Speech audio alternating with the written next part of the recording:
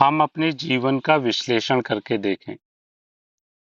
आज तक सुख पाने का सतत प्रयास जान में अनजान में हमने किया है, पर क्या हम सुखी हो गए? एक बार यहाँ पे कह रहे हैं, पूज्य श्री राधा बाबा का ये हमने आपको बताया था, आस्तिकता की आधारशिलाएं एक बहुत अच्छा ग्रंथ है। सदगुरुदेव भगवान ने स्वयं कहा है कि प्रत्येक साधक को ये 3 ग्रंथों का स्वाध्याय अवश्य करना चाहिए, चाहे गृहस्थ है या विरक्त। एक पूज्य राधा बाबा का आस्तिकता की आधारशिलाएं, एक श्रीमद् भागवत महापुराण और एक साधक संजीवनी। श्री पूज्य श्री स्वामी राम सुखदास जी ने साधक संजीवनी गीता जी की टीका लिखी है। ये 3 ग्रंथ प्रत्येक साधक को अवश्य पढ़ने चाहिए। तो ये आस्तिकता की आधारशिलाएं में से पूज्य राधा बाबा का कुछ जो भाव उन्होंने साधक के लिए बताए हैं वो आपको बताने का प्रयास कर रहे हैं। हम अपने जीवन का विश्लेषण करके देखें। आज तक सुख पाने का सतत प्रयास जान में अनजान में हमने किया है, पर क्या हम सुखी हो गए? पूरा जीवन बीत गया सुख पाने के लिए। आज हमारी आयु 25 वर्ष हो गई, 30 वर्ष हो गई, 35 वर्ष हो गई, 40, 45, 50, 60, 70 वर्ष तक, 80 वर्ष तक हमारी आयु हो गई। पूरा जीवन हमने सुख पाने का प्रयास किया। इंद्रियों का सुख, शरीर का सुख, परिवार का सुख, अर्थ का सुख, मान प्रतिष्ठा का सुख, पूरे जीवन हमने सुख पाने का प्रयास किया, पर क्या हम सुखी हो गए? आजीवन सुख के लिए निरंतर प्रयत्न करते रहने पर भी, आजीवन सुख की चाह पोषित रखकर भी, आज वर्षों वर्षों तक सत्संग भजन करके भी हम सुखी नहीं हो सके, ऐसा क्यों? मतलब यहाँ पे तो देखिए, यहाँ पे केवल सांसारिक भाव से ही नहीं कह रहे हैं, यहाँ तो सत्संग भजन को भी जोड़ दिया कि आजीवन सुख के लिए निरंतर प्रयत्न करते रहने पर भी, आजीवन सुख की चाह पोषित रख कर भी, आजीवन सुख की चाह को हमने अपने हृदय में बनाए रखा। आज वर्षों वर्षों तक सत्संग भजन करके भी हम सुखी नहीं हो सके। यहाँ पे तो पूज्य बाबा ये भी कह रहे हैं कि वर्षों तक हम सत्संग भजन कर रहे हैं, लेकिन अभी भी हमारे हृदय में जलन है, अभी भी हमारे हृदय में शांति नहीं है। ऐसा क्यों? सच्चे हृदय से अगर हम पूछेंगे तो हमको यह स्पष्ट दिखेगा कि श्री कृष्ण अभी हमारे लिए लक्ष्य बने ही नहीं। चाहे हम संसार में सुख पाना चाह रहे हो, चाहे हम अध्यात्म में सुख पाना चाह रहे हो। जैसे अभी यहाँ पे कह रहे हैं ना कि वर्षों तक सत्संग भजन किया, लेकिन उसके बाद भी हमको सुख की प्राप्ति नहीं हुई। तो उसका कारण बाबा यहाँ पे कह रहे हैं कि सच्चे हृदय से अगर हम पूछेंगे तो हमको यह स्पष्ट दिखाई देगा कि भगवान श्री कृष्ण तो हमारे लक्ष्य बने ही नहीं। आज हम पुनः आप सभी से कहते हैं, आप जितने भी जन आज जुड़े हुए हैं यहाँ पे, उनमें से अगर पूछा जाए ना कि नहीं, जी हृदय की बात, मतलब बाहर तो जिव्या से सब कह देंगे कि नहीं, हमको श्री जी प्राप्त करनी है, हमको आनंद प्राप्त करना है, हमको अब जीवन मृत्यु के चक्र से मुक्त होना है।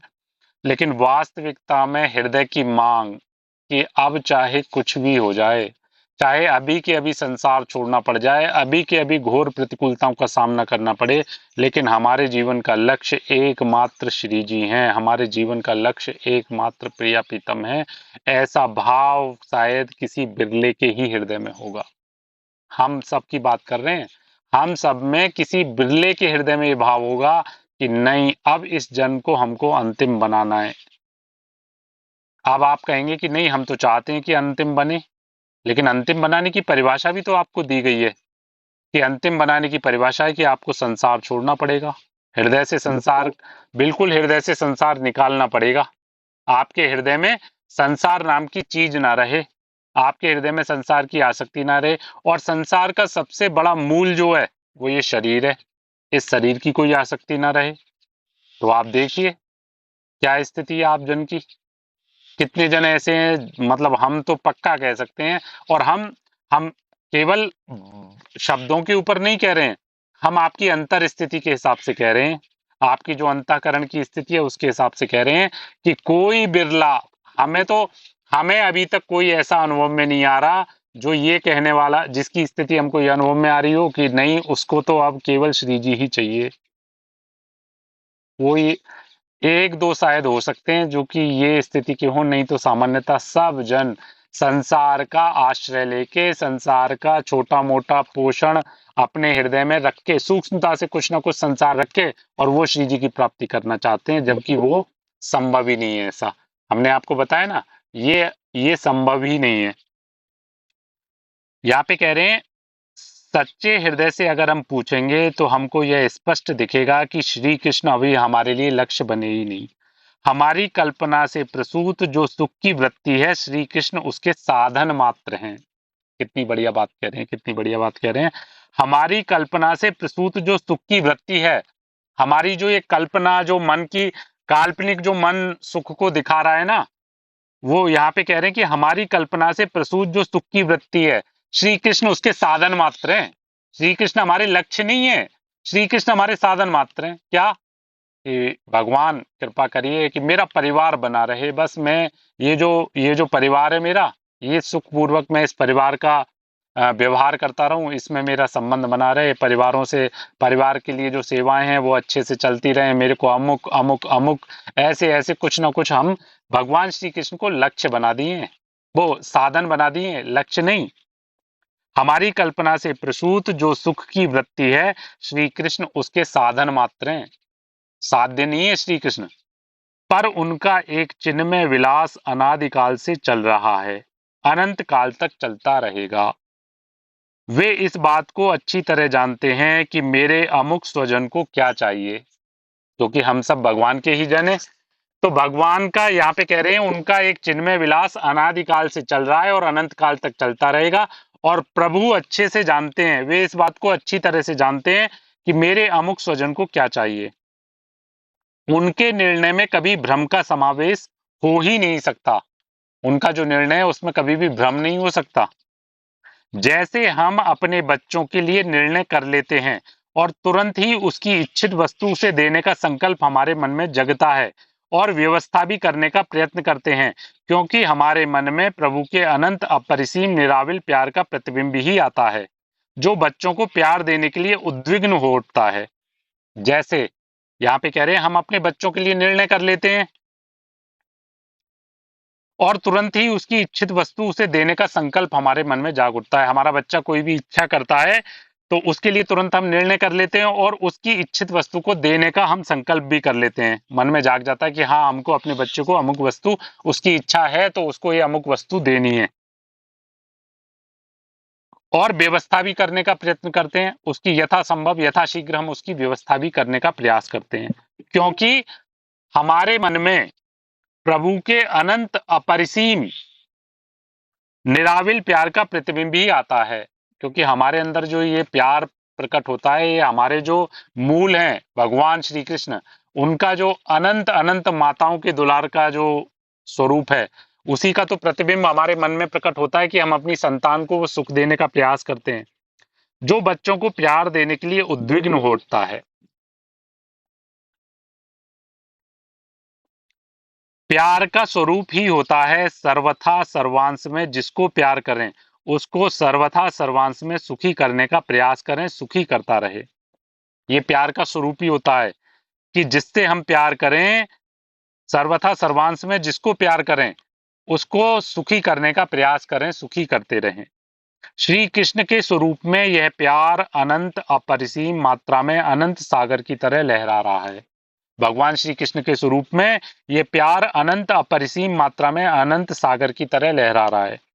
उसी का प्रतिबिंब हमारे मन में जागृत होता है और हम अपने बच्चों को सुख पहुंचाने की चेष्टा करते हैं।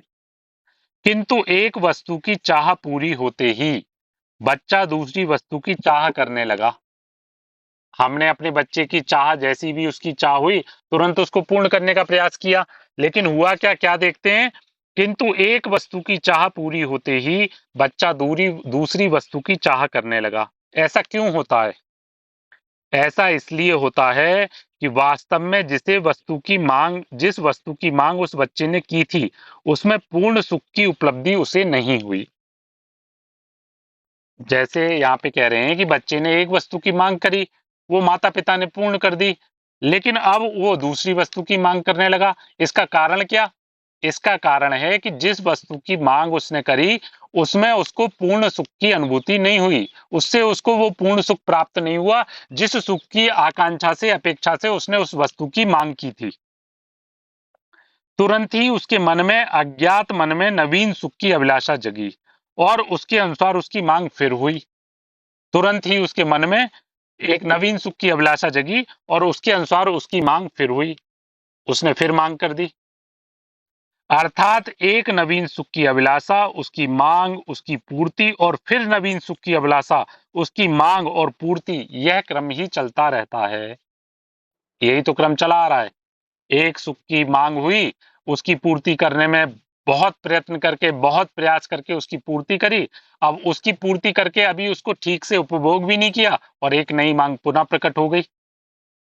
अभी उसको ठीक से उपभोग भी नहीं कर पाए, जिसपे हमने अपना बहुत बहुमूल्य समय खर्च करके हमने उस वस्तु को प्राप्त किया। उसका सुख अभी हमने कुछ समय भी, एक झूठा सुख, भ्रामिक भ्रामक सुख, केवल कुछ समय का सुख, वो हमने अनुभव किया और उसके बाद ही हमको तुरंत दूसरे सुख की अपेक्षा, आकांक्षा होने लगी। यह क्रम ही चलता रहता है। श्री कृष्ण के प्रति भी हमारा संबंध ठीक इसी प्रकार बना हुआ है। सुख की अभिलाषा, मांग, फिर उनके द्वारा उसकी पूर्ति। श्री कृष्ण लक्ष्य ही नहीं बन सके अभी तक तो। भगवान श्री कृष्ण के प्रति भी हमारा संबंध बिल्कुल इसी प्रकार से बना हुआ है। जैसे संसार में रहते हुए हमारी एक वस्तु की मांग होती है, उसकी पूर्ति हुई, फिर नवीन वस्तु की, ऐसे ही भगवान श्री कृष्ण को हमने साधन बना रखा है, साध्य नहीं बनाया है। उनसे एक वस्तु की मांग करी कि प्रभु अर्थ दे दो। अर्थ जब दे दिया तो अब शरीर को निरोग कर दो। शरीर को निरोग कर दिया तो अब परिवार में, अमुक अमुक परिवार में मेरे को संतान दे दो, मेरे मेरे परिजनों को ये सुख दे दो। तो मांग हमेशा, श्री कृष्ण लक्ष्य ही नहीं बन सके अभी तक। सच्ची चाह होते ही भगवान मिल जाएंगे। तो यहाँ पे पूज्य बाबा क्या कह रहे हैं कि हमको भगवान श्री कृष्ण को साधन नहीं बनाना है, हमको भगवान श्री कृष्ण को साध्य बनाना है। देखिए, झांकी अपने हृदय में जरा एक बार, क्या हमने वास्तविकता में प्रभु को साध्य मान रखा है या साधन मान रखा है? अगर हमारे हृदय में कोई इच्छा, आकांक्षा, अपेक्षा है जिसकी पूर्ति हम प्रभु से चाहते हैं, तो निश्चित हमने भगवान श्री कृष्ण को, अपने प्रिय प्रीतम को, अपने गुरुदेव को हमने साधन मान रखा है, साध्य नहीं।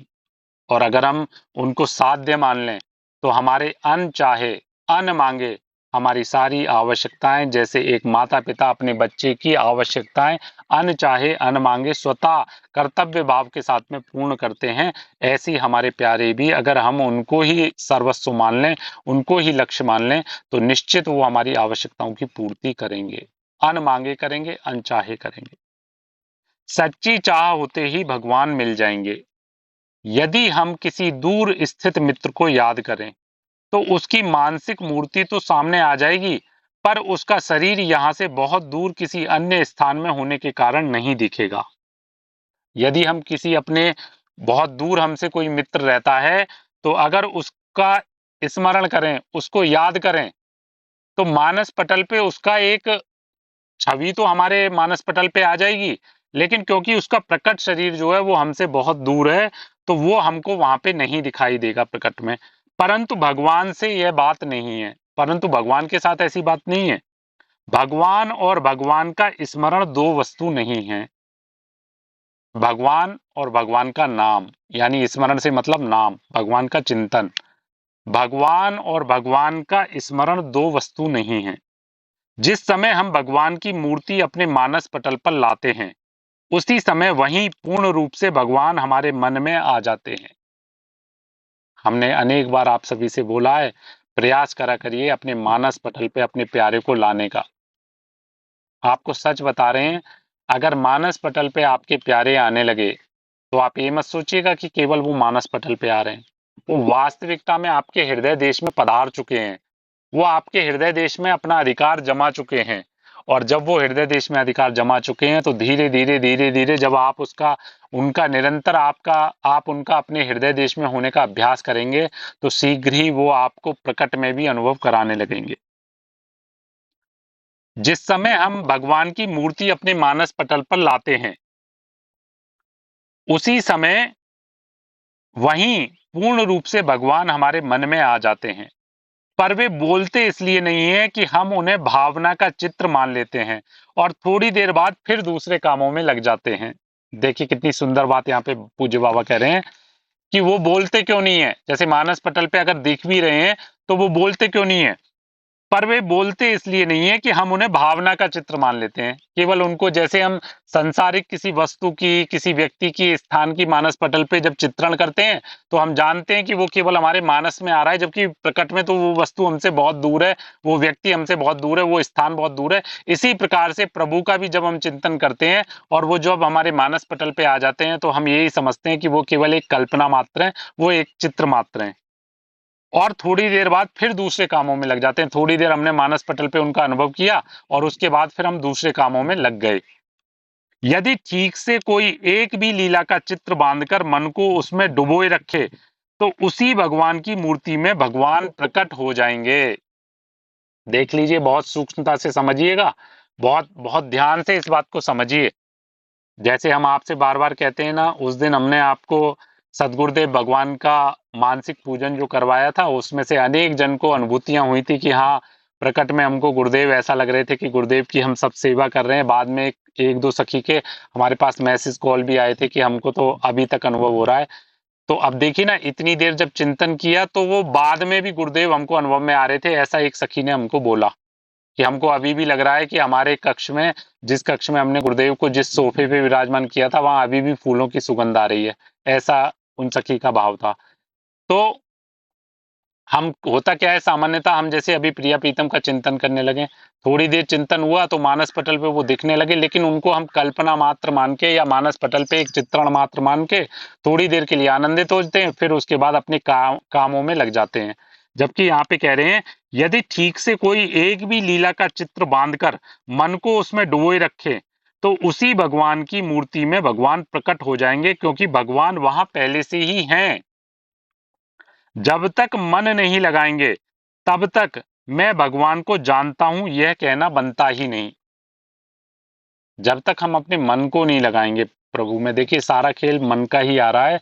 मन को जब तक हम, क्रियाओं का नहीं कहा जा रहा है यहाँ की क्रियाओं से भगवान की अनुभूति होगी, मन को भगवान में लगाने की बात हो रही है। जब तक हम अपने चिंतन को सतत डूब गए तो डूब गए प्रिया प्रीतम। मतलब अब देखिए ना, हमने उस दिन भी आपसे कहा था ना कि अच्छा अभी चित्रण करिए, देखिए प्रातः काल का समय है, गुरुदेव भ्रमण के लिए निकले हैं अकेले, और साथ में हमें केवल परिक्रमा मार्ग में गुरुदेव परिक्रमा लगा रहे हैं, गुरुदेव परिक्रमा के लिए निकले हैं और गुरुदेव और हम साथ साथ जा रहे हैं। कोई नहीं है अन्य, कोई भीड़ नहीं, कोई अन्य परिकर नहीं, केवल हम गुरुदेव के साथ में जा रहे हैं। कल्पना करिए जरा, देखिए गुरुदेव के साथ में। आपने पूर्व का देखा होगा कि एक पुराना वीडियो है पूज्य मुरारी बाबा का, मुरारी बाबा और गुरुदेव के साथ में परिक्रमा कर रहे हैं, तो एक दो जन केवल साथ में और गुरुदेव मुरारी बाबा से वार्ता करते हुए जा रहे हैं। ऐसी चरक, देखिए कल्पना करिए कि कोई नहीं है गुरुदेव के साथ में, केवल गुरुदेव और हम केली कुंज से परिक्रमा के लिए निकले। केली कुंज से बाहर निकलते ही परिक्रमा मार्ग पे सबसे पहले गुरुदेव ने साष्टांग दंडवत किया, हमने भी साथ साथ गुरुदेव के चरणों में दंडवत किया। गुरुदेव ने दंडवत किया परिक्रमा मार्ग में और हम पीछे पीछे गुरुदेव के चरणों में दंडवत हुए। कितना आनंद का विषय, देखिए जरा, करिए कल्पना। गुरुदेव का बलिष्ठ शरीर, गुरुदेव कहीं, क्योंकि हमारे भाव देश में तो गुरुदेव कभी रुग्ण हो ही नहीं सकते ना, वो तो प्रकट में गुरुदेव पांच भौतिक रूप से लीला दिखा रहे हैं। भाव देश में तो गुरुदेव बिल्कुल बलिष्ठ शरीर, नवीन शरीर गुरुदेव का, एक अद्भुत तेज गुरुदेव के चेहरे पे दिखाई दे रहा है। ऐसा तेज कि उस चेहरे पे ज्यादा देर तक दृष्टि भी न टिकाई जा सके, ऐसा अद्भुत तेज गुरुदेव के चेहरे पे दिखाई दे रहा है। क्या रूप सौंदर्य, मतलब गुरुदेव को देख के तो जैसे एक बार जो है, एक अभिनेता दक्षिण से आए थे, उन्होंने पूछा था कि गुरुदेव हम जन तो मेकअप करते हैं, लेकिन आपको देख के तो ऐसा लगता है कि आप कौन सा मेकअप करते हो, हम तो फिर भी मेकअप करते हैं, तो हमको वो सुंदरता अनुभव में नहीं आती जो आपको। तो गुरुदेव का सौंदर्य देख के बस चेहरे को, गुरुदेव के चेहरे को देख के कुछ और देखने, कहीं और दृष्टि जा ही नहीं रही गुरुदेव के चेहरे से, बस गुरुदेव को देख रहे हैं। गुरुदेव के बराबर बराबर से अब परिक्रमा प्रारंभ करी और गुरुदेव के बराबर बराबर से गुरुदेव ने चतुरासी जी का गायन प्रारंभ कर दिया जैसे ही निकले। और गुरुदेव के साथ साथ हम भी गुरुदेव के पीछे पीछे हम चतुरासी जी गा रहे हैं। जोई जोई प्यारो करे सोई मोहि भावे, भावे मोहि जोई सोई, सोई करे प्यारे। मोको तो भवती ठोर, प्यारे के नैनन में प्यारो भयो चाहे मेरे नैनन के तारे। मेरे तन मन प्राण हूँ ते प्रीतम प्रिय, आपने को टेक प्राण प्रीतम मो सोहारे। हित हरिवंश हंस, हंसनी सांवल गौर, कहो कौन करे जल तरंगिनी न्यारे। गुरुदेव गायन कर रहे हैं धीमे धीमे और गुरुदेव के पीछे पीछे हम गायन कर रहे हैं। चल दिए गुरुदेव के साथ साथ। क्या अद्भुत आनंद, देखो ना जरा। किलीकुंज से मुड़े, हितधाम आ गया, हितधाम से आगे चल रहे हैं, इस्कॉन गौशाला आ गई, इस्कॉन गौशाला से आगे चले तो मदन मोहन जी का मंदिर आ गया। देखो सामने मदन मोहन जी का मंदिर दिख रहा है। गुरुदेव सुनाने लगे, गुरुदेव गुरुदेव बता रहे हैं, देखो मदन मोहन जी का अनुभव बता रहे हैं गुरुदेव। देखो सुनो, जब हम एक बार जब हम बहुत ज्यादा व्याकुल हो गए थे तो हमको लगा कि नहीं, हमको अब यहाँ से जाना होगा। तो गुरुदेव अपना वो अनुभव बताने लगे कि लाली एक आई और हमको पकड़ के गुरुदेव ने, तो कितना आनंद आ रहा है गुरुदेव के मुख से। हम गुरुदेव के मुखारविंद को देखे जा रहे हैं और गुरुदेव अपने आनंद में अपना अनुभव बता रहे हैं। कितना आनंद, कितना आनंद, देखिए जरा। अब उसके बाद आगे जाके बिहारी जी से आगे यमुना जी का पुलिन आ गया। यमुना जी, अब गुरुदेव के साथ में हम यमुना जी के किनारे पे पहुंच गए। गुरुदेव वहां पे यमुना किनारे एक ऊंचे स्थान पे बैठ गए, यमुना जी के किनारे। हम गुरुदेव के चरणों में बैठे हुए हैं और अब हम धीरे धीरे गुरुदेव के चरण चाप रहे हैं। चापिए जरा गुरुदेव के चरण। बहुत धीरे धीरे गुरुदेव के चरणों को हम दबा रहे हैं। दृष्टि गुरुदेव के मुखारविंद पे, गुरुदेव अपना अपना भाव गुरुदेव बता रहे हैं। गुरुदेव तो, क्योंकि गुरुदेव तो जब भी गुरुदेव के साथ में कोई जन होता है तो गुरुदेव केवल उसको जो है भागवतिक मार्ग पे पुष्ट करने की वाणी बोलते हैं।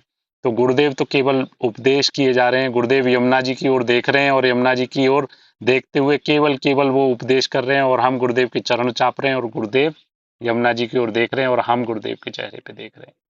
बस करते रहिए यही सेवा। कितनी अद्भुत सेवा है।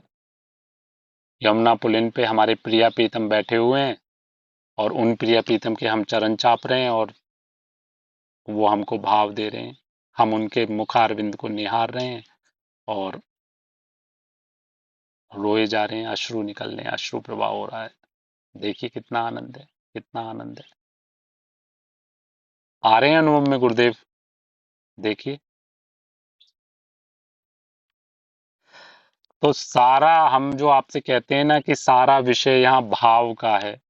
भाव में जैसे जैसे आप गुरुदेव को इसी प्रकार किसी न किसी लीला में अनुभव करते रहेंगे, हर पल गुरुदेव का चिंतन करते रहेंगे, तो आप निश्चित मानिए एक गुरुदेव पहले मानस पटल पे पधारेंगे और उसके बाद वो प्रकट में आपके साथ लीलाएं करना प्रारंभ कर देंगे, प्रकट में आपको अनुभव कराने लगेंगे।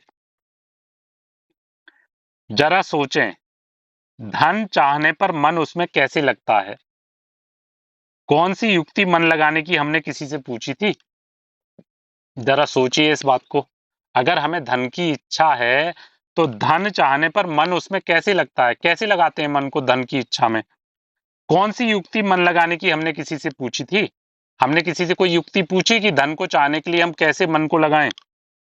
नहीं पूछी थी। मन की स्वाभाविक गति धन की ओर लग रही थी क्योंकि धन की चाह थी। आप देखिए ना, अगर हमको धन की चाह है तो क्या हमको किसी से पूछना पड़ता है कि धन की चाह के लिए हम क्या उपाय करें, कैसे हम धन को पाएं? नहीं, क्योंकि धन की चाह जैसी हुई, स्वाभाविक हमारे मन में जो है युक्तियां आनी चालू हो जाएंगी कि हम अमुक कार्य करें तो हमको धन प्राप्त हो जाएगा, हम अमुक क्रिया करें, हम अमुक व्यापार करें, अमुक सेवा करें तो हमको धन प्राप्त हो जाएगा। धन की चाह होते ही हमको किसी से पूछने की आवश्यकता नहीं, वो स्वतः मन में हमारे वृत्तियां, स्वतः मन में युक्ति आनी चालू हो जाएगी। इसी प्रकार जहां भगवान की चाह है वहां मन की गति उसी ओर दौड़ेगी। धन तो चाहने मात्र से नहीं मिलता, उसके लिए ना जाने कितने उद्योग करने पड़ते हैं। लेकिन यहाँ विपरीत बात क्या है कि धन को आप चाह कितनी भी लो, युक्ति कितनी भी बता दे मन, लेकिन धन की प्राप्ति के लिए प्रकट में आपको क्रियाएं करनी ही पड़ेंगी, उसके लिए उद्योग करना ही पड़ेगा। लेकिन भगवान को चाहने के लिए ऐसा नहीं है। धन तो चाहने मात्र से नहीं मिलता, उसके लिए ना जाने कितने उद्योग करने पड़ते हैं, फिर उद्योग के सफल होने का भी निश्चय नहीं। अगर हमने कोई प्रयास करे भी तो ये भी कोई आवश्यक नहीं है कि वो प्रयास सफल ही हो जाएगा धन की प्राप्ति के लिए। पर इसमें तो केवल चाह की जरूरत है। प्रभु की प्राप्ति के लिए किसी उद्योग की आवश्यकता नहीं है। प्यारे की प्राप्ति के लिए तो चाह की आवश्यकता है, केवल चाह। केवल हमारे हृदय में व्याकुलता जागृत हो जाए, नहीं हमको चाहिए, हमको कैसे भी चाहिए। कैसे चाहिए ये अब आपका विषय, आप हमको कैसे मिलोगे, आप जैसे अनुभव कराना चाहो वैसे हमको अनुभव करा दो। लेकिन अब हम नहीं, अब हमें आप चाहिए। बस ये व्याकुलता दिन प्रतिदिन बढ़ती चली जाए, इस व्याकुलता में हमको कुछ भी अच्छा ना लगे, हमारे जो सांसारिक सांसारिक हमारी जो इच्छाएं आवश्यकताएं हैं वो इस चाह के आगे सब परास्त होती चली जाएं, सब नष्ट होती चली जाएं, तो केवल इस चाह मात्र से हमको प्रभु की प्राप्ति हो जाएगी। पर इसमें तो केवल चाह की जरूरत है। हे नाथ तुम मुझे मिल जाओ, हे प्यारे कृपा करो, बस आप मुझको अब मिल जाओ, बस आप मुझे मिलो। मैं नहीं जानता कैसे, मुझे नहीं मालूम आप कैसे मिलोगे, लेकिन बस मेरे हृदय में अब यही चाह है कि आप मुझे मिल जाओ। हे नाथ तुम मुझे मिल जाओ, यह चाह होते ही वे मिल जाएंगे। विचार करें, जब भगवान का चिंतन छोड़कर मन दूसरी चीज पर जाता है तब उसके लिए भगवान से अधिक मूल्य उस वस्तु का है या नहीं। और जब उसकी कीमत हमारे मन में ज्यादा है तो भगवान क्यों आवे। सोचने वाला विषय है कि हम बात करते हैं कि हमको भगवान मिल जाएं, लेकिन अगर भगवान को छोड़ के हमारा मन चिंतन किसी दूसरी वस्तु पे जाने लगे तो इसका मतलब ये हुआ ना कि भगवान से बढ़ के वो दूसरी वस्तु, वो दूसरा व्यक्ति, वो दूसरा कोई भी भोग हो गया। तो फिर भगवान क्यों आएंगे, क्योंकि भगवान से बढ़ के तुम्हें अभी कोई दूसरी वस्तु प्रिय है ना, दूसरी वस्तु का तुम्हारे हृदय में महत्व तो है ना।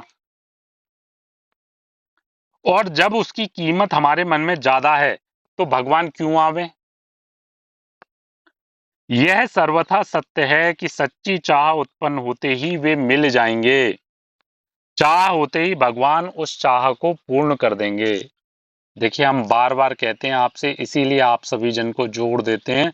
और देखिए हम अपने मनमानी आपसे नहीं बोलते, हम कि अपने मन से आपको जबरदस्ती हम अपना भाव हम आपके ऊपर थोपना चाहते हो, ऐसा नहीं। हम गुरुदेव की वाणी का निरंतर, हम गुरुदेव की वाणी को ढूंढ ढूंढ के अपनी बात का प्रमाण आपको देते हैं कि देखिए गुरुदेव भी यहाँ पे यही बात बोल रहे हैं। गुरुदेव के मुख से भी अनेक बार आपको हमने ये प्रकट उदाहरण, प्रकट साक्ष्य दिया होगा कि गुरुदेव स्वयं कहते हैं कि साधन मात्र, साधन जो है वो संसार छुड़ाने के लिए हैं, प्राप्ति के लिए नहीं। श्री जी की प्राप्ति के लिए नहीं है साधन, साधन तो केवल संसार छुड़ाने के लिए है। श्री जी की प्राप्ति तो आपकी उत्कट अभिलाषा से होगी, आपकी व्याकुलता से होगी, आपकी निरंतर निरंतर उनके लिए तड़प से, निरंतर उनके लिए रोना, तब आपको प्यारे की प्राप्ति होगी। अन्यथा बार बार हम पुनः पुनः यही कहेंगे कि संसार में किसी साधन की सामर्थ्य नहीं है कि वो आपको प्रिया प्रीतम की प्राप्ति करा पाए।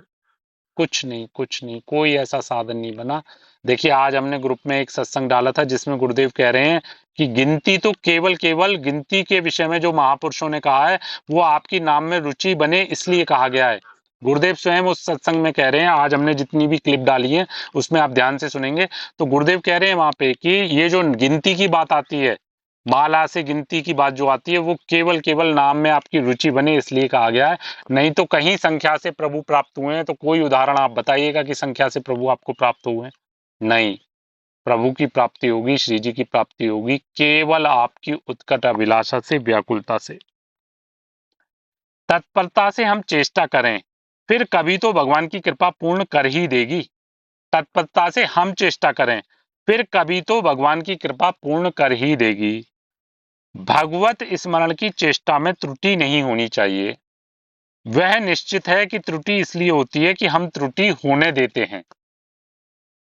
देखिए, ये इस बात पे बहुत ध्यान से सुनिएगा। जैसे हम कहते हैं ना कि अरे हमसे गलती हो गई, हमसे प्रभु का स्मरण छूट गया या हमसे ये अपराध हो गया। देखिए, खूब अच्छे से समझिएगा।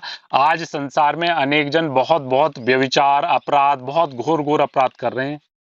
हमने बहुत सी चीज़ों को तो और जन का अनुकरण करते हुए स्वीकार कर लिया, लेकिन कुछ चीज़ें ऐसी हैं जिनको हम नहीं स्वीकार करते। वहाँ क्यों नहीं होती स्वीकार? जब संसार को देख के हम अपना पूरा जीवन बदल दे रहे हैं, हम वो कार्य करने को तैयार हो जाते हैं जो कि जैसे आज हमारी जीवन शैली अपने अनुसार नहीं, संसार को देख के परिवर्तित हो रही है। संसार जैसा चल रहा है वैसे हम चल रहे हैं। यानी संसार कहीं न कहीं भगवत आश्रय को कहीं न कहीं कमज़ोर कर रहा है, तो आप भी भगवत आश्रय को कमज़ोर कर दे रहे हो। लेकिन कुछ मान्यताएँ आपकी ऐसी हैं जिनको आप परिवर्तित करते ही नहीं। जैसे कहीं भी आपसे कहा जाए कि मांसाहार, तो आप कह दोगे कि नहीं, जबकि मांसाहार तो बहुत से जन करते हैं, आप क्यों नहीं करते? क्योंकि आपने दृढ़ता से स्वीकार कर रखा है कि मांसाहार भगवत मार्ग के विपरीत है। आपने स्वीकार कर रखा है दृढ़ता से कि मांसाहार भगवत मार्ग के विपरीत है, इसलिए आप नहीं करते मांसाहार। लेकिन आपने ये स्वीकार कर रखा है कि नहीं, अमुक-अमुक जैसे अनेक भागवतिक क्रियाएँ हम करते हैं, वहाँ आपने और लोगों की देखा-देखी आपने भी वही करना प्रारंभ कर दिया है जो और लोग करते हैं। क्यों? क्योंकि वहां आपने स्वीकार कर लिया, वहां आपने प्रमाद का आश्रय ले लिया। तो यहाँ पे कह रहे हैं, वह निश्चित है कि त्रुटि इसलिए होती है कि हम त्रुटि होने देते हैं। कम से कम प्रत्येक 5 मिनट पर भगवत स्मरण का नियम अत्यंत दृढ़ता से निभाना चाहिए। सदगुरुदेव भगवान ने भी कहा है ना कि 24 घंटे में केवल 5 मिनट तुम हमको, हर 5 मिनट में तुम प्रभु का नाम ले लो, श्री जी का नाम ले लो, फिर तुम अपने संसार के कार्य में लग जाओ।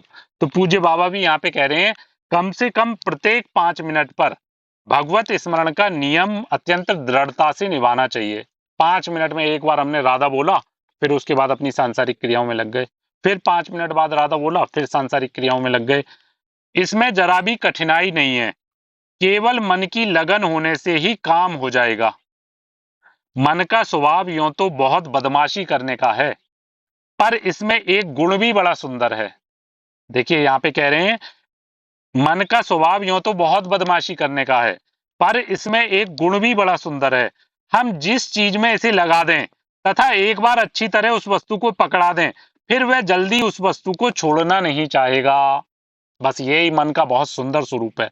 मन का सबसे सुंदर गुण यही है कि इसको आप जो भी एक बार दृढ़ता से पकड़ा दोगे, शुरू में पकड़ाने में आपको थोड़ा परिश्रम करना पड़ेगा, लेकिन अगर एक बार मन ने पकड़ लिया तो फिर वो आपके चाहे भी नहीं छोड़ेगा।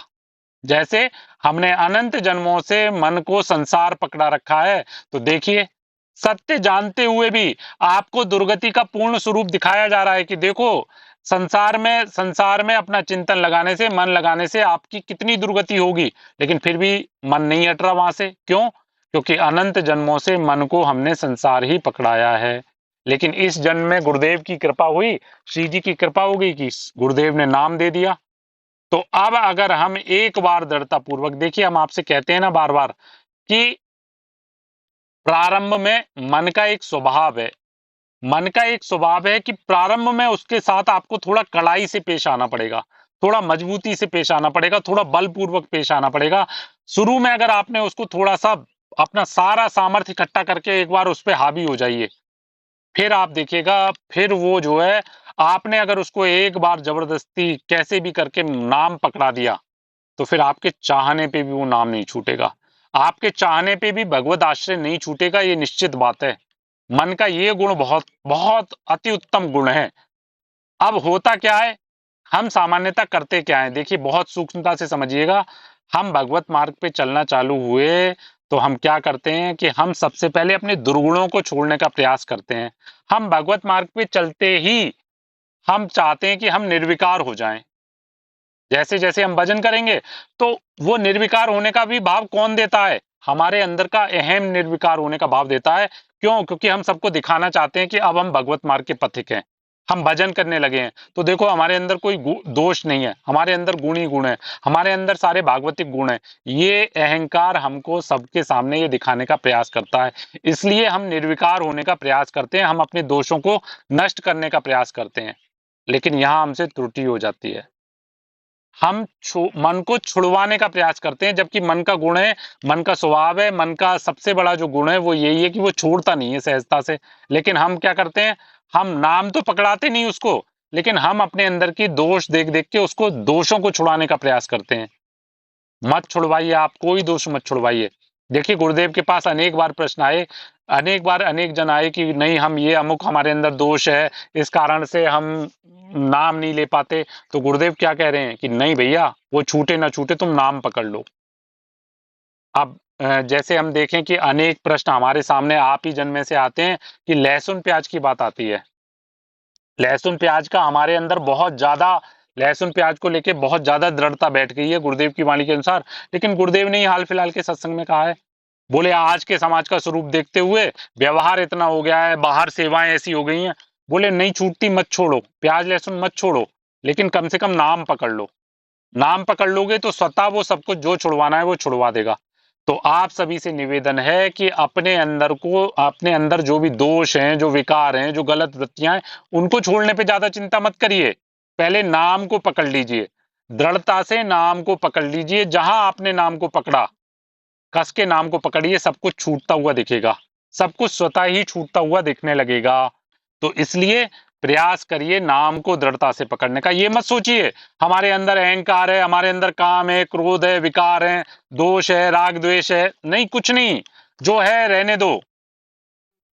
आप तो नाम को पकड़ लो, केवल नाम को पकड़ लो। देखिए जैसे एक पात्र में जैसे जल भरा हुआ है, गंदा जल भरा हुआ है एक पात्र में, या फिर एक कुएं में कह लीजिए, एक कुएं में गंदा जल भरा हुआ है। अब हमारी सामर्थ्य नहीं कि कुएं में से उस गंदे जल को हम निकाल पाए, कुएं में नीचे गंदा जल है, अब उसको निकालें कैसे? तो हमने क्या किया, हमने स्वच्छ जल भरना चालू कर दिया उसमें। जब उसमें स्वच्छ स्वच्छ जल भरना प्रारंभ करेंगे ना, कुएं में स्वच्छ जल डालना चालू कर दीजिए। जब हम स्वच्छ जल कुएं में भरना प्रारंभ करेंगे तो एक स्थिति ऐसी आएगी कि जल ऊपर के स्तर तक आ जाएगा, ऊपर तक जल आ जाएगा, और ऊपर तक जब जल आएगा तो गंदा जल जो है वो जब उसमें हम साफ जल भरता जाएंगे, भरते जाएंगे, भरते जाएंगे, तो गंदा जल सब बाहर निकल के आ जाएगा और एक स्थिति ये बनेगी कि उसमें केवल स्वच्छ जल ही रह जाएगा। तो ऐसे ही हमारे इस हृदय रूपी कुएं में, मन रूपी कुएं में कितनी भी गंदगी भरी है, भरी रहने दीजिए, लेकिन आप इसमें नाम भरते जाइए। जब नाम बढ़ते जाएंगे ना, तो एक समय वो आएगा कि नाम जो है यहां से बहने लगेगा और नाम के साथ सारी गंदगियां भी बाहर निकल के बह जाएंगी। तो इसलिए अधिकतर साधक के अंदर ये स्थिति आ जाती है कि वो जैसे ही नाम जप करना प्रारंभ करता है, जैसे ही भगवत मार्ग पे चलना प्रारंभ करता है, तो उसको सबसे पहले ये चिंता खाने लगती है कि हमारे दोष दूर हो जाएं, हमारे जो विकार हैं वो दूर हो जाएं, और बस वो इसी में जलने लगता है। मत दूर करिए कुछ भी, आप तो बस नाम को दृढ़ता से पकड़ लीजिए। तो यहाँ पे कह रहे हैं, मन का स्वभाव यूं तो बहुत बदमाशी करने का है, पर इसमें एक गुण भी बड़ा सुंदर है। हम जिस चीज में इसे लगा दें तथा एक बार अच्छी तरह उस वस्तु को पकड़ा दें, फिर वह जल्दी उस वस्तु को छोड़ना नहीं चाहेगा। देखिए जो बात हम गुरुदेव कृपा से कह रहे हैं वही बात यहाँ पे कह रहे हैं, अनादि काल से हमने इसे संसार पकड़ा रखा है, इसी से वह इसे छोड़ना नहीं चाहता। देख लीजिए, हम गुरुदेव कृपा से जो बात अभी कह रहे थे वही बात यहाँ पे पूज्य बाबा कह रहे हैं, अनादि काल से हमने इसे संसार पकड़ा रखा है, इसी से वह उसे छोड़ना नहीं चाहता। पर एक बार दृढ़ता से यदि हम इसे भगवान का चिंतन पकड़ा देंगे, तो फिर यह भगवान को भी दृढ़ता से ही पकड़ लेगा और छोड़ना नहीं चाहेगा। तो छोड़ने की चिंता मत करिए, हमको छोड़ना नहीं है, हमको पकड़ना है, बस नाम पकड़ना है, हमको लीला चिंतन पकड़ना है, हमको वाणी जी पकड़नी है, हमको सत्संग पकड़ना है। हमको कैसे ही करके प्रभु का नाम, वाणी, पाठ जो भी संभव हो सके वो पकड़ना है, हमको छोड़ने की चिंता नहीं करनी है। लेकिन होता क्या है, हम छोड़ने का प्रयास करने लगते हैं। और देखिए इसका सिद्धांत हमको तो बहुत प्रिय लगता है, तुलसीदास जी ने जो बात कही है, गोस्वामी तुलसीदास जी ने, वो बस हमको आनंद कर देती है। बिगड़ी जन्म अनेक की, अब ही सुधरे आज, होए राम को नाम जप, तुलसी तज कुसुमाज। सबसे पहले गुरुदेव के हो जाइए, नाम जप कीजिए, और स्वतः फिर सारी चीजें छूटनी चालू हो जाएंगी। यह सर्वथा सत्य है कि हमारी इच्छा की कमी के कारण 5-5 मिनट के भगवत स्मरण में भूल हुई है, होती है, नियम छूटता है। हम यदि चाहने लगें कि 5-5 मिनट पर तो भगवत स्मरण में भूल नहीं होने देंगे, तो हम देखेंगे कि प्रत्येक दिन भूल में कमी होने लगेगी और कुछ ही दिनों में भूल होनी बंद हो जाएगी। हाँ, हम करेंगे ही नहीं, तो फिर तो उसकी दवाई नहीं है। अब उपाय तो हम कितने भी सुन लें, हम रोज अपने प्रश्न रखें सामने, लेकिन हम करना ही ना चाहें, तो फिर उसकी कोई दवाई नहीं है। हाँ, हम करेंगे ही नहीं तो फिर तो उसकी दवा ही नहीं है। तत्परता से हम चेष्टा करें, फिर कभी तो भगवान की कृपा पूर्ण कर ही देगी। यहाँ पे कह रहे हैं, तत्परता से हम चेष्टा करें, प्रयास हमको ही करना पड़ेगा, चेष्टा हमको ही करनी पड़ेगी, फिर कभी तो भगवान की कृपा पूर्ण कर ही देगी। देखिए, हमको अनुभव में बार-बार ये बात हमने जितनी भी हमारी आपजन से बात होती है, तो एक बात तो हमको बहुत अच्छे से अनुभव में आई है, कि हमने गुरुदेव की वाणी का आश्रय लेके कुछ बातें प्रमादवश पकड़ ली हैं। उन बातों को पकड़ के ही हमको लगता है कि हाँ, गुरुदेव कृपा करके एक दिन यूं चुटकी बजाएंगे और सब कुछ ठीक हो जाएगा। यूं चुटकी बजाएंगे और श्री जी हमको दिखने लगेंगी। श्री जी का भाव हमारे हृदय में आ जाएगा, नाम में प्रियता होने लगेगी। उस चुटकी बजाने का एक जन्म नहीं, अनंत जन्मों तक इंतजार करते रहिए, नई चुटकी बजेगी वो। हम रोज-रोज सत्संग ढूँढ-ढूँढ के आपको इसी बात का देते हैं गुरुदेव की वाणी में। गुरुदेव कह रहे हैं ना कि भैया प्रयास तुमको ही करना पड़ेगा। भाव, मार्ग, बल गुरुदेव देंगे, लेकिन शरीर से प्रयास, मन से प्रयास आपको ही करना पड़ेगा। कोई कह सकते हैं मन नहीं लगता, सो मन तो लगाने से ही लगेगा। अब देख लीजिए, अधिकतर अधिकतर बात यही आती है कि हमारा मन नहीं लगता, हमारा नाम जप में मन नहीं लगता, हमारा भजन में मन नहीं लगता, हमारा लीला गायन में मन नहीं लगता। तो यहाँ पे पूज्य बाबा कह रहे हैं, कोई कह सकते हैं मन नहीं लगता, सो मन तो लगाने से ही लगेगा, मन को तो जबरदस्ती लगाना पड़ेगा। इसका एक उपाय है, 24 घंटे का हम नियमित कार्यक्रम बना लें।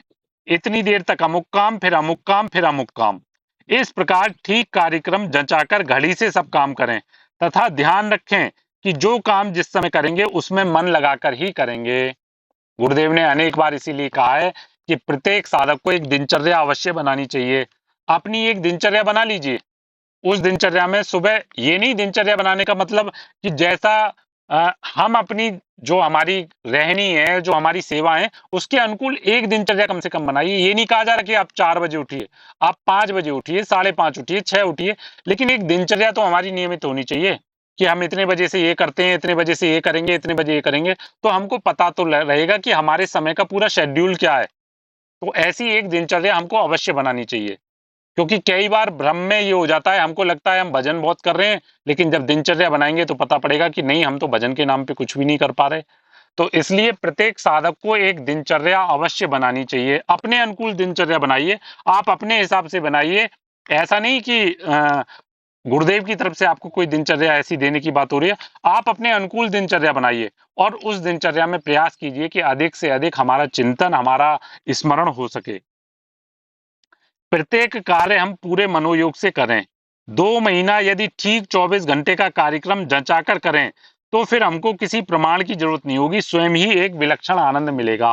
पूज्य बाबा कह रहे हैं, अगर 2 महीना भी हमने ऐसी एक दिनचर्या बना के, नियमित दिनचर्या बना के, जचा के अगर हमने दिनचर्या पूर्ण करी, तो एक विलक्षण आनंद की अनुभूति होगी। ये बाबा कह रहे हैं। तो हम सभी को ये एक बार प्रयास करना चाहिए, नियम बनाना चाहिए कि हम अपनी आयु अनुसार, अपनी सेवा अनुसार, अपने परिवार की व्यवस्थाओं के अनुसार एक दिनचर्या बनाएं और उस दिनचर्या में रोज हम उसको टैली करें कि हम अपनी दिनचर्या के अनुसार कहाँ प्रमाद कर रहे हैं, कहाँ हम अपनी दिनचर्या में कहाँ इससे ना समय के सदुपयोग का बहुत अच्छा अवसर हमको मिलेगा।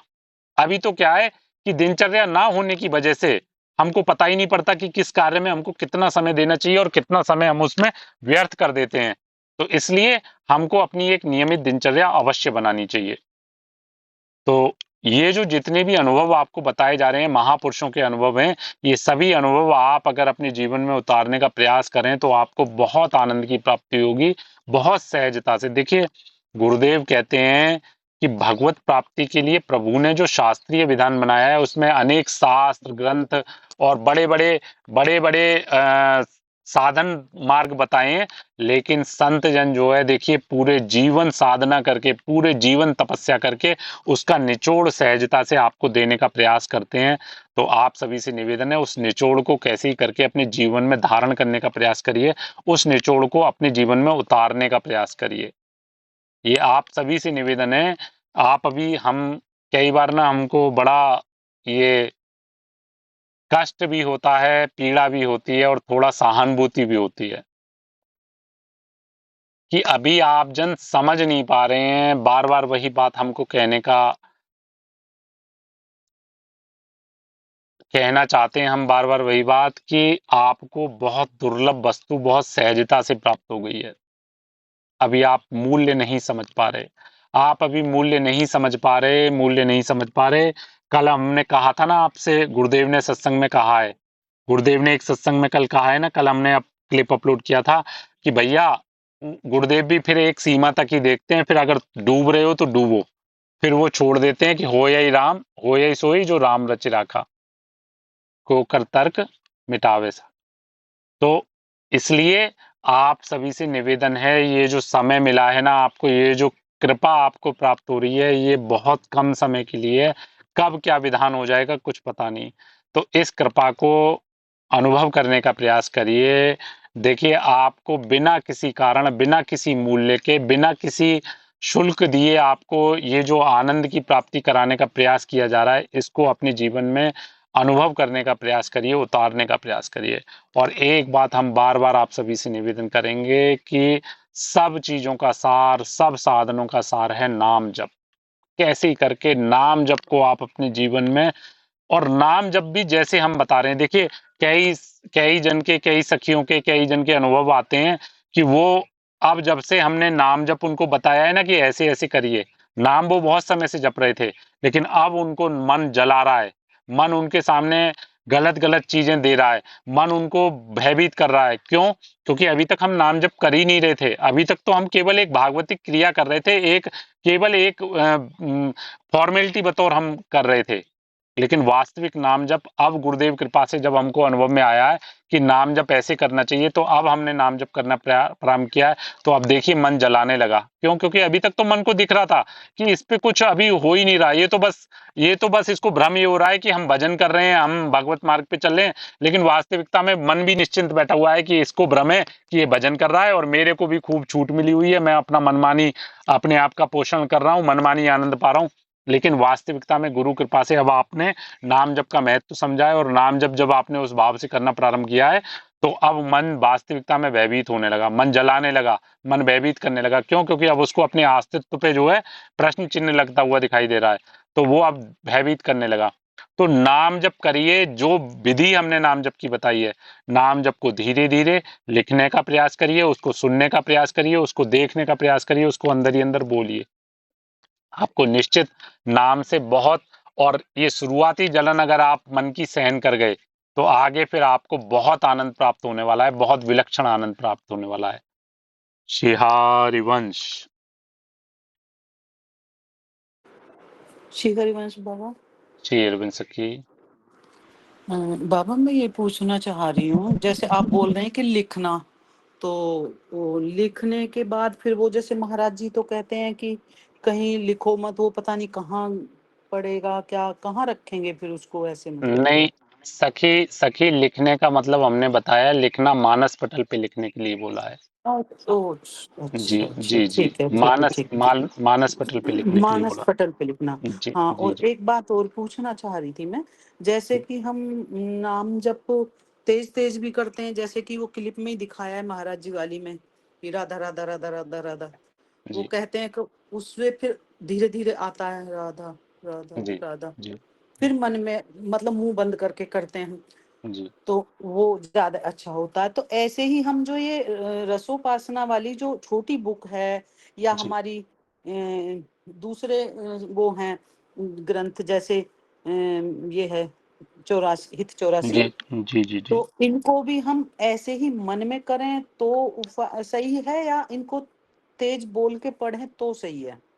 देखिए सखी, वैसे वास्तविकता में तो बात यह है कि चाहे हम नाम जप करें या चाहे वाणी पाठ करें, इसको हम जी जितना सूक्ष्मतम उसमें लाते जाएंगे, जैसे जैसे हम इनको सूक्ष्मतम और बाहर से अंदर की ओर लाते जाएंगे, उतना समझ हम्म लीजिए ये आनंद देगा, उतना आनंद देगा। हम्म गुरुदेव भी कहते हैं कि चतुरासी जी मानसिक जिसने करना सीख लिया, समझ लो उसको। सारा खेल क्या है सखी कि हम जितना, सारा हमारा विषय है मन को रोकना। तो हम्म जैसे जैसे हम मानसिक आंतरिक उसमें जाएंगे, क्योंकि अभी तो क्या है, हम उच्चारण कर रहे हैं, हम जो है बोल रहे हैं, तो उसमें अभी कहीं ना कहीं बाह्य रूप से इंद्रियों का, हम जो है इंद्रियों का सहयोग ले रहे हैं, बाह्य शरीर का सहयोग ले रहे हैं। लेकिन जब हम मानसिक में जाएंगे, अंदर ही अंदर वो मन उसमें घुटता है, मन को कहीं भी कुछ देखने सुनने का अवसर नहीं प्राप्त होता। तो इसलिए हम्म इसलिए वाणी आदि जितने भी है, असली आनंद तो जो अंतिम आनंद, जो परम सुख जो प्राप्त होगा, परम आनंद प्राप्त होगा सखी, वो हम्म मानसिक में जाके ही होगा। अच्छा, जी 84 भी और रसोपासना भी। हाँ हाँ, जितना भी है वो। लेकिन सखी यहाँ पे एक विषय और आता है कि जैसे हमारे परिवार में अनेक जन हैं, वो साथ में अगर मान के चलिए उनके कानों में, मतलब यहाँ पे एक विषय ये भी है कि नाम जब हम मानसिक कर रहे हैं, लेकिन अब जैसे रसोपासना आदि है या अन्य जो, अगर हमको ये भी भाव, क्योंकि नाम से बढ़ के जो है कहीं ना कहीं मतलब आंतरिक नाम चलाने से ज्यादा महत्व जो दिया गया है वो संकीर्तन को दिया गया है, क्योंकि नाम तो केवल हमारे लिए, लेकिन संकीर्तन हम्म अन्य जनों के लिए भी आनंद देगा। तो इसलिए हम्म दोनों चीजों का, वैसे कल अभी हम सुना रहे थे कि नाम और संकीर्तन दोनों में से जिसमें हमारी रुचि हो, मतलब हम्म नाम जप में और संकीर्तन के भाव से जिसमें हमारी रुचि बने, वो दोनों ही आनंद देने वाली स्थिति है। लेकिन अगर व्यक्तिगत बात करें, अकेले की बात करें, तो हमको मानसिक में जाना है। लेकिन जब सामूहिक बात करें तो संकीर्तन और उच्च स्वर में गायन से भी ही सबको आनंद मिलेगा। हाँ, वो मैं जैसे सुबह सुबह करती हूँ ना, तो कोई नहीं होता, मैं अकेले ही होती हूँ। जी तो जी मैं जी। उसको तेज तेज में पढ़ती हूँ, हित हाँ 84 को, मतलब आवाज में। हाँ, तो मैं नहीं उसके लिए पूछ रही हूँ, फिर जी, मैं उसको। नहीं सकी, हाँ लेकिन आप स्वयं अनुभव करेंगे, आप स्वयं एक दिन अनुभव करके देखिएगा। एक दिन तो आप एक दिन तो आप उच्च स्वर में गा रहे हैं पद को, और एक दिन हम्म धीरे धीरे अंदर ही अंदर धीरे धीरे चल रहा है, तो उसके साथ हम्म चिंतन भी होना चालू हो जाएगा आपका। हम्म, जी। जी श्री हरि। शेयर बन सके।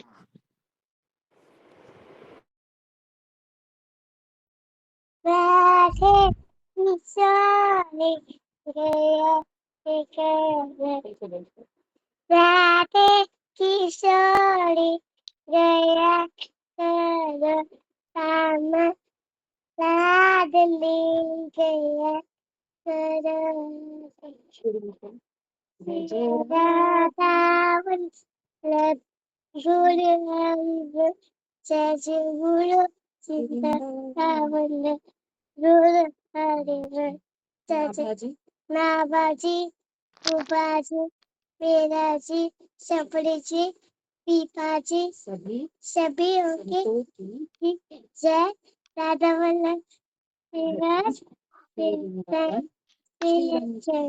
जय जय जय जय जय जय जय जय श्री हरिवंश कथा बोलो श्री हरिवंश बाबा बाबा श्री श्री हरिवंश, हरिवंश बाबा श्री श्री हरिवंश हरिवंश की, श्री हरिवंश, श्री हरिवंश लाली लाली लाली लाली, बोलो हाँ जी जी आप श्री जी हो ना? हाँ जी आप बोलते हो ना मम्मा को मैं राधे हूँ बाबा पूछे आप राधे हो आप राधे हो? आप पहले मम्मा को क्या बोलते हो आप राधे हो है ना बताओ बाबा को आप राधे हो आ,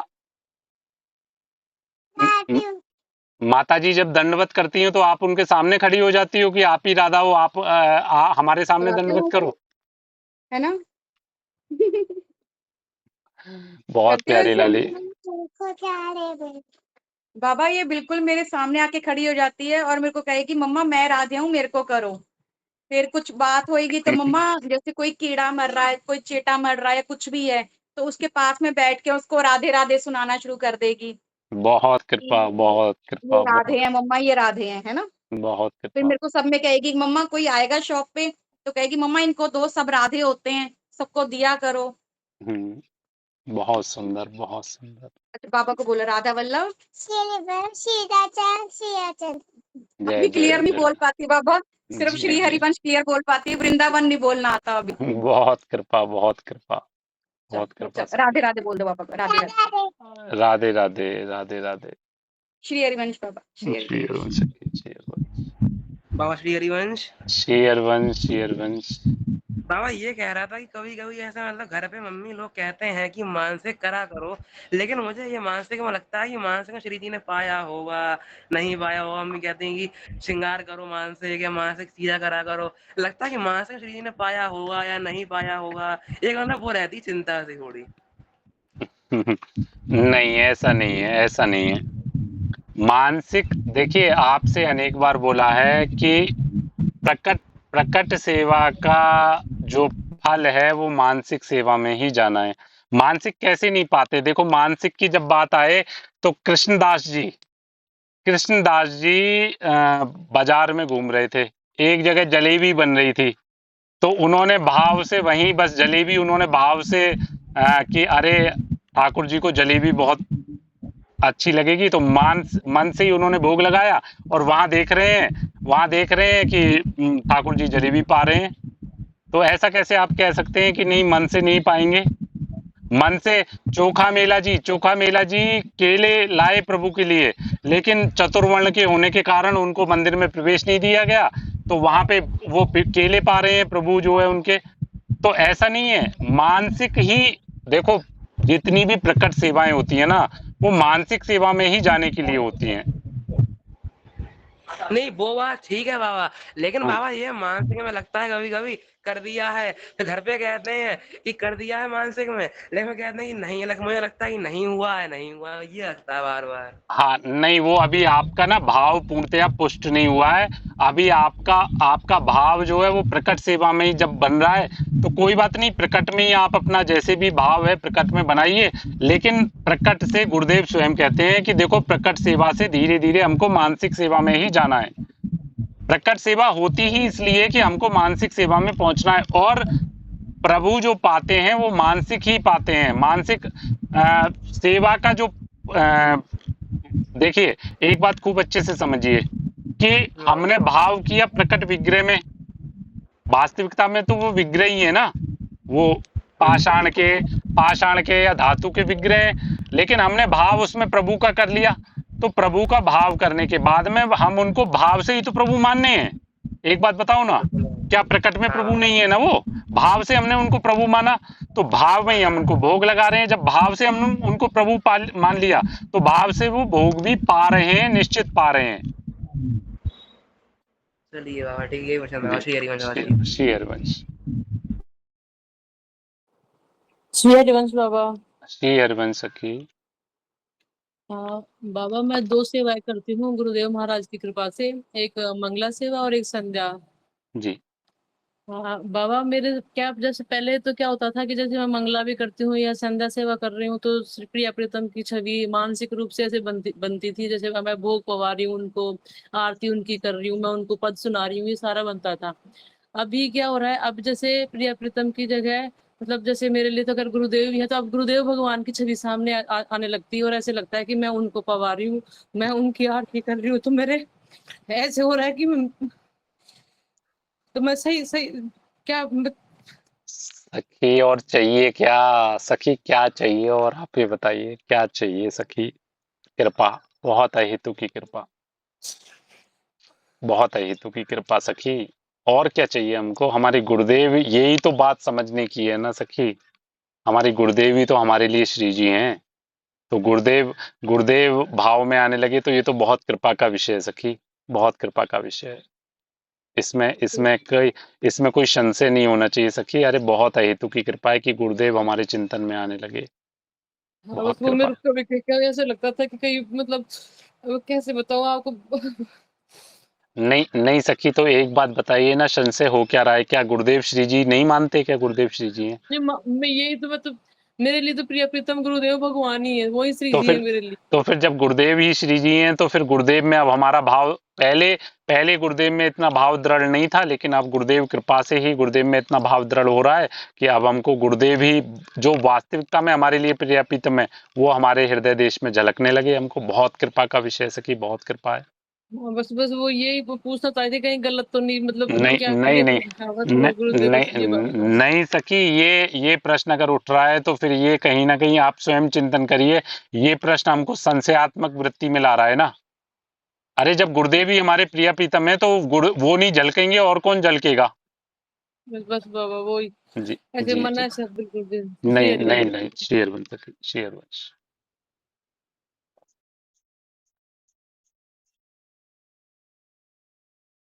शेयर वंश, किसी का कोई और भाव।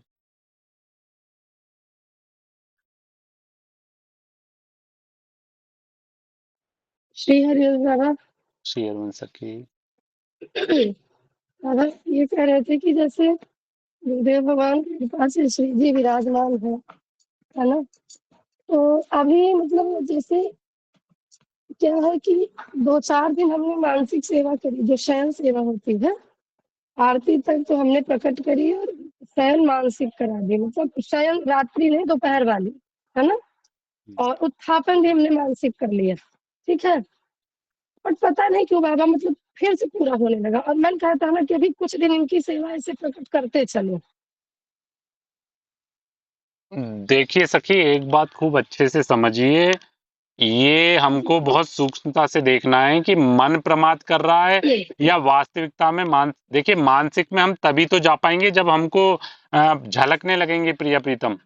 जब हमको अंदर भाव में अनुभूति होने लगे कि हाँ, हम शयन करा रहे हैं, हमको प्रिय प्रीतम शयन करते हुए दिखाई दे रहे हैं, प्रिय प्रीतम को हम सुंदर सैया पे शयन करा रहे हैं, उनका उत्थापन करा रहे हैं, उनका मुख कमल का प्रक्षालन करा रहे हैं। ऐसा हमको अनुभव में होने लगे तभी तो हम मानसिक में जा पाएंगे ना सखी।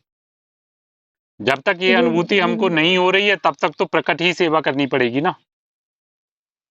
जी जी। नहीं मानसिक तो तो जैसे जब मानसिक देखिए करते हैं जी तो जैसे प्रकट में करते हैं ना बाबा, वैसे ही जी। दिखाई देता है जैसे प्रकट सेवा हो रही है। हाँ, तो फिर यही तो हम कह रहे हैं, अगर ऐसा हो रहा है तो फिर ये आनंद की बात है। अगर ऐसा अनुभव में आ रहा है तो सखी ये तो बहुत आनंद की बात है कि हमने आपसे कहा ना कि अगर आप मानसिक सेवा में जा रहे हैं तो आपको मानसिक सेवा में अनुभव में आ रहे हैं प्रिय प्रीतम। जैसे आप प्रकट सेवा करते हैं वैसे ही मानसिक में अगर आपको अनुभव में आ रहे हैं तो यही तो पाना है हमको, और क्या पाना है, यही स्थिति पानी है। एक्चुअली क्या है बाबा, प्रिया प्रीतम विराजमान है, राधा वल्लभ लाल भी, तो थोड़ा सा जी। मतलब ये लगता है ना कहीं कोई मतलब कोई अपराध न बन जाए, कहीं कोई नहीं अपराध न बन जाए। नहीं सखी, अपराध कुछ नहीं है, अपराध कुछ नहीं है। केवल इतना स्मरण रखना है कि हमको, जब आपसे अभी प्रश्न था इससे पिछला, उसमें भी हम ये कह रहे हैं ना, प्रकट सेवा का लक्ष्य है, प्रकट सेवा का फल है, प्रकट सेवा की अंतिम परिणति है मानसिक सेवा में हाँ, जाना। मानसिक में जी जाएंगे तभी तो प्रिय प्रीतम हमारे मानस पटल पे, और तभी उनकी लीलाएं और धाम प्रकट होगा ना। तो इसलिए जी बहुत अच्छी बात है कि एक दो सेवाएं हमने मानसिक में करना प्रारंभ किया और वो मानसिक सेवाएं प्रकट की तरह ही हमको अनुभव में आ रही हैं। धीरे धीरे उन सेवाओं को हाँ, बढ़ाते जाइए तो मानसिक में प्रिय प्रीतम फिर झलकने लगेंगे। ऐसा ही करना चाहिए। लेकिन जब तक हमको मानसिक की कोई अनुभूति नहीं हो रही है, हम कहते हैं कि मानसिक में एक बार को हमको झलके ना, मानसिक में हमको झलके नहीं, लेकिन हम पूरा चित्रण उनका पूरा उसी तरीके से कर पा रहे हैं। हम कह रहे हैं आंखों के सामने हमको केवल काला अंधकार दिखाई दे रहा है, लेकिन हम चिंतन कर रहे हैं कि देखो, प्रिया प्रीतम को अभी हमने राजभोग पवाया, राजभोग पवा के पान की बीड़ी पवाई, और उसके बाद प्रिया प्रीतम थोड़ी देर वन विहार कराए प्रिया प्रीतम को। अब प्रिया प्रीतम के विश्राम का समय हो रहा है, तो उनके सारे आभूषण उतार के हमने जो है शरीर पे जितने भी आभूषण और वस्त्र, जो भारी वस्त्र आदि थे, वो उतार के उनको हल्का वस्त्र जो है उनको पहनाया, और अब प्रिया प्रीतम को सुंदर सैया पे, फूलों की सैया पे हम, मतलब अब ये हमको एक बार को दिख नहीं रहा, लेकिन चिंतन हम पूरा ऐसा ही कर रहे हैं। बिल्कुल उस दृश्य को हम बिना दिखे भी, अगर नहीं भी दिख रहा तो पूरे दृश्य को हम वैसा ही अनुभव करने का प्रयास कर रहे हैं। तो ये मानसिक सेवा मानी जाएगी। लेकिन अब हमको केवल कि हमने बस चिंतन किया कि हाँ, प्रिया प्रीतम को सुला दिया, बस इतना, कोई दृश्य नहीं अनुभव में आया, या दृश्य का पूरा एक चित्रण भी हमारे मानस पटल पे नहीं आया, तो वो मानसिक सेवा नहीं। तब तक आप प्रकट सेवा ही करिए। जी जी जी। जी एक्चुअली सखी। क्या है बाबा कि मानसिक सेवा तो जब शयन कराते हैं तो और सुंदर होता है, बढ़िया जी फूलों से निपुंज सजा हुआ है, खूब सुंदर उस पे चल रहे हैं। जी जी जी जी जी जी। तो लेकिन पता नहीं ऐसा लगा कि कहीं अपराध ना बन जाए। नहीं नहीं सखी, नहीं, अपराध का कोई विषय नहीं, अपराध नहीं। श्री हरिवंश बाबा। श्री श्री अरविंद हरिवंश। सखी, श्री अरविंद सखी। बाबा मैं मानसिक सेवा तो कोई नहीं करती, हम्म लेकिन मैं जैसे मैं सुबह में अपनी सारी वो पढ़ने के बाद अपनी रसोपासना और ये हित 84 और माला गुरु गुरु मंत्र की और श्री राधा वल्लभ श्री हरिवंश जैसे ये वाली करते हैं, तो मैं मन आंखें बंद करके मैं जो राधा वल्लभ वाला मंदिर है ना वहाँ पे जी वृंदावन में, जी तो उसमें वो बरांडा है, मैं उसमें बैठती हूँ, मतलब मैं ऐसा सोचती हूँ जी कि मैं उसमें बैठ रही हूँ सामने बिल्कुल, और वहां से दर्शन कर रही हूँ, जो बिल्कुल दर्शन है उनके, और ऐसे वो माला मैं ऐसे करती हूँ, ऐसे सोच के, जी और वो ही सोच के करती हूँ वो वाली माला।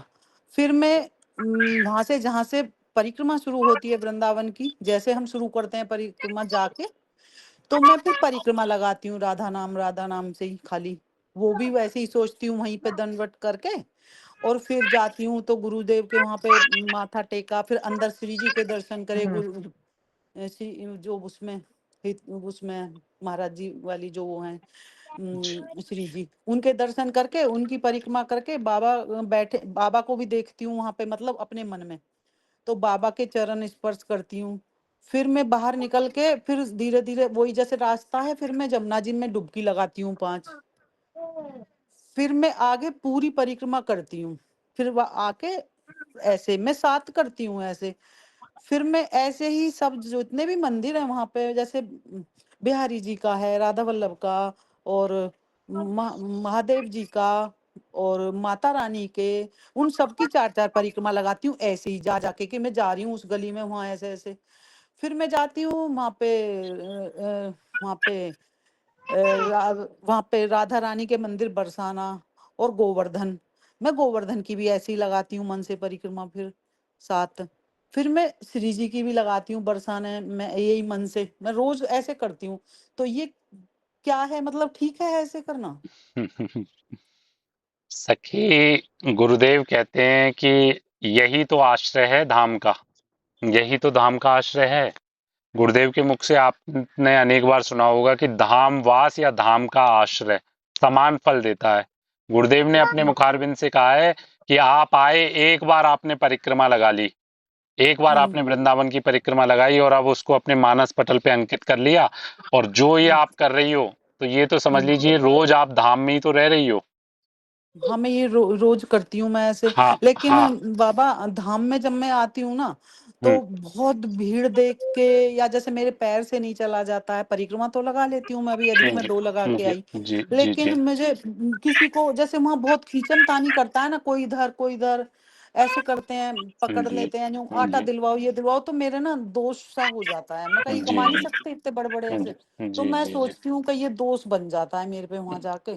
जी और इससे तो मैं अभी गुरुजी के प्रोग्राम में अब आई थी, 26 को था हमारा यूपी का, तो फिर वहां पे वो चीजें देख के मुझे फिर वो लगता है, फिर मेरे को 2-3 दिन मेरी पूजा वूजा ढंग से नहीं होती घर आने के बाद भी, मेरे को ये जी लगता है कि मैंने तो ऐसे कर दिया, और घर ठीक होती है रोज में ये सब चीजें मेरी, मैं रोज सर। परिक्रमा, अब फिर मैं फिर तीनों जगह की परिक्रमा लगाने के बाद गोवर्धन की और फिर बरसाने की, उसके बाद फिर 84 की भी लगाती हूँ मन से, जी 84 जी कोस ब्रज की, तो सखी। ये हाँ सखी, देखिए अब यही यही तो सारी बात है ना।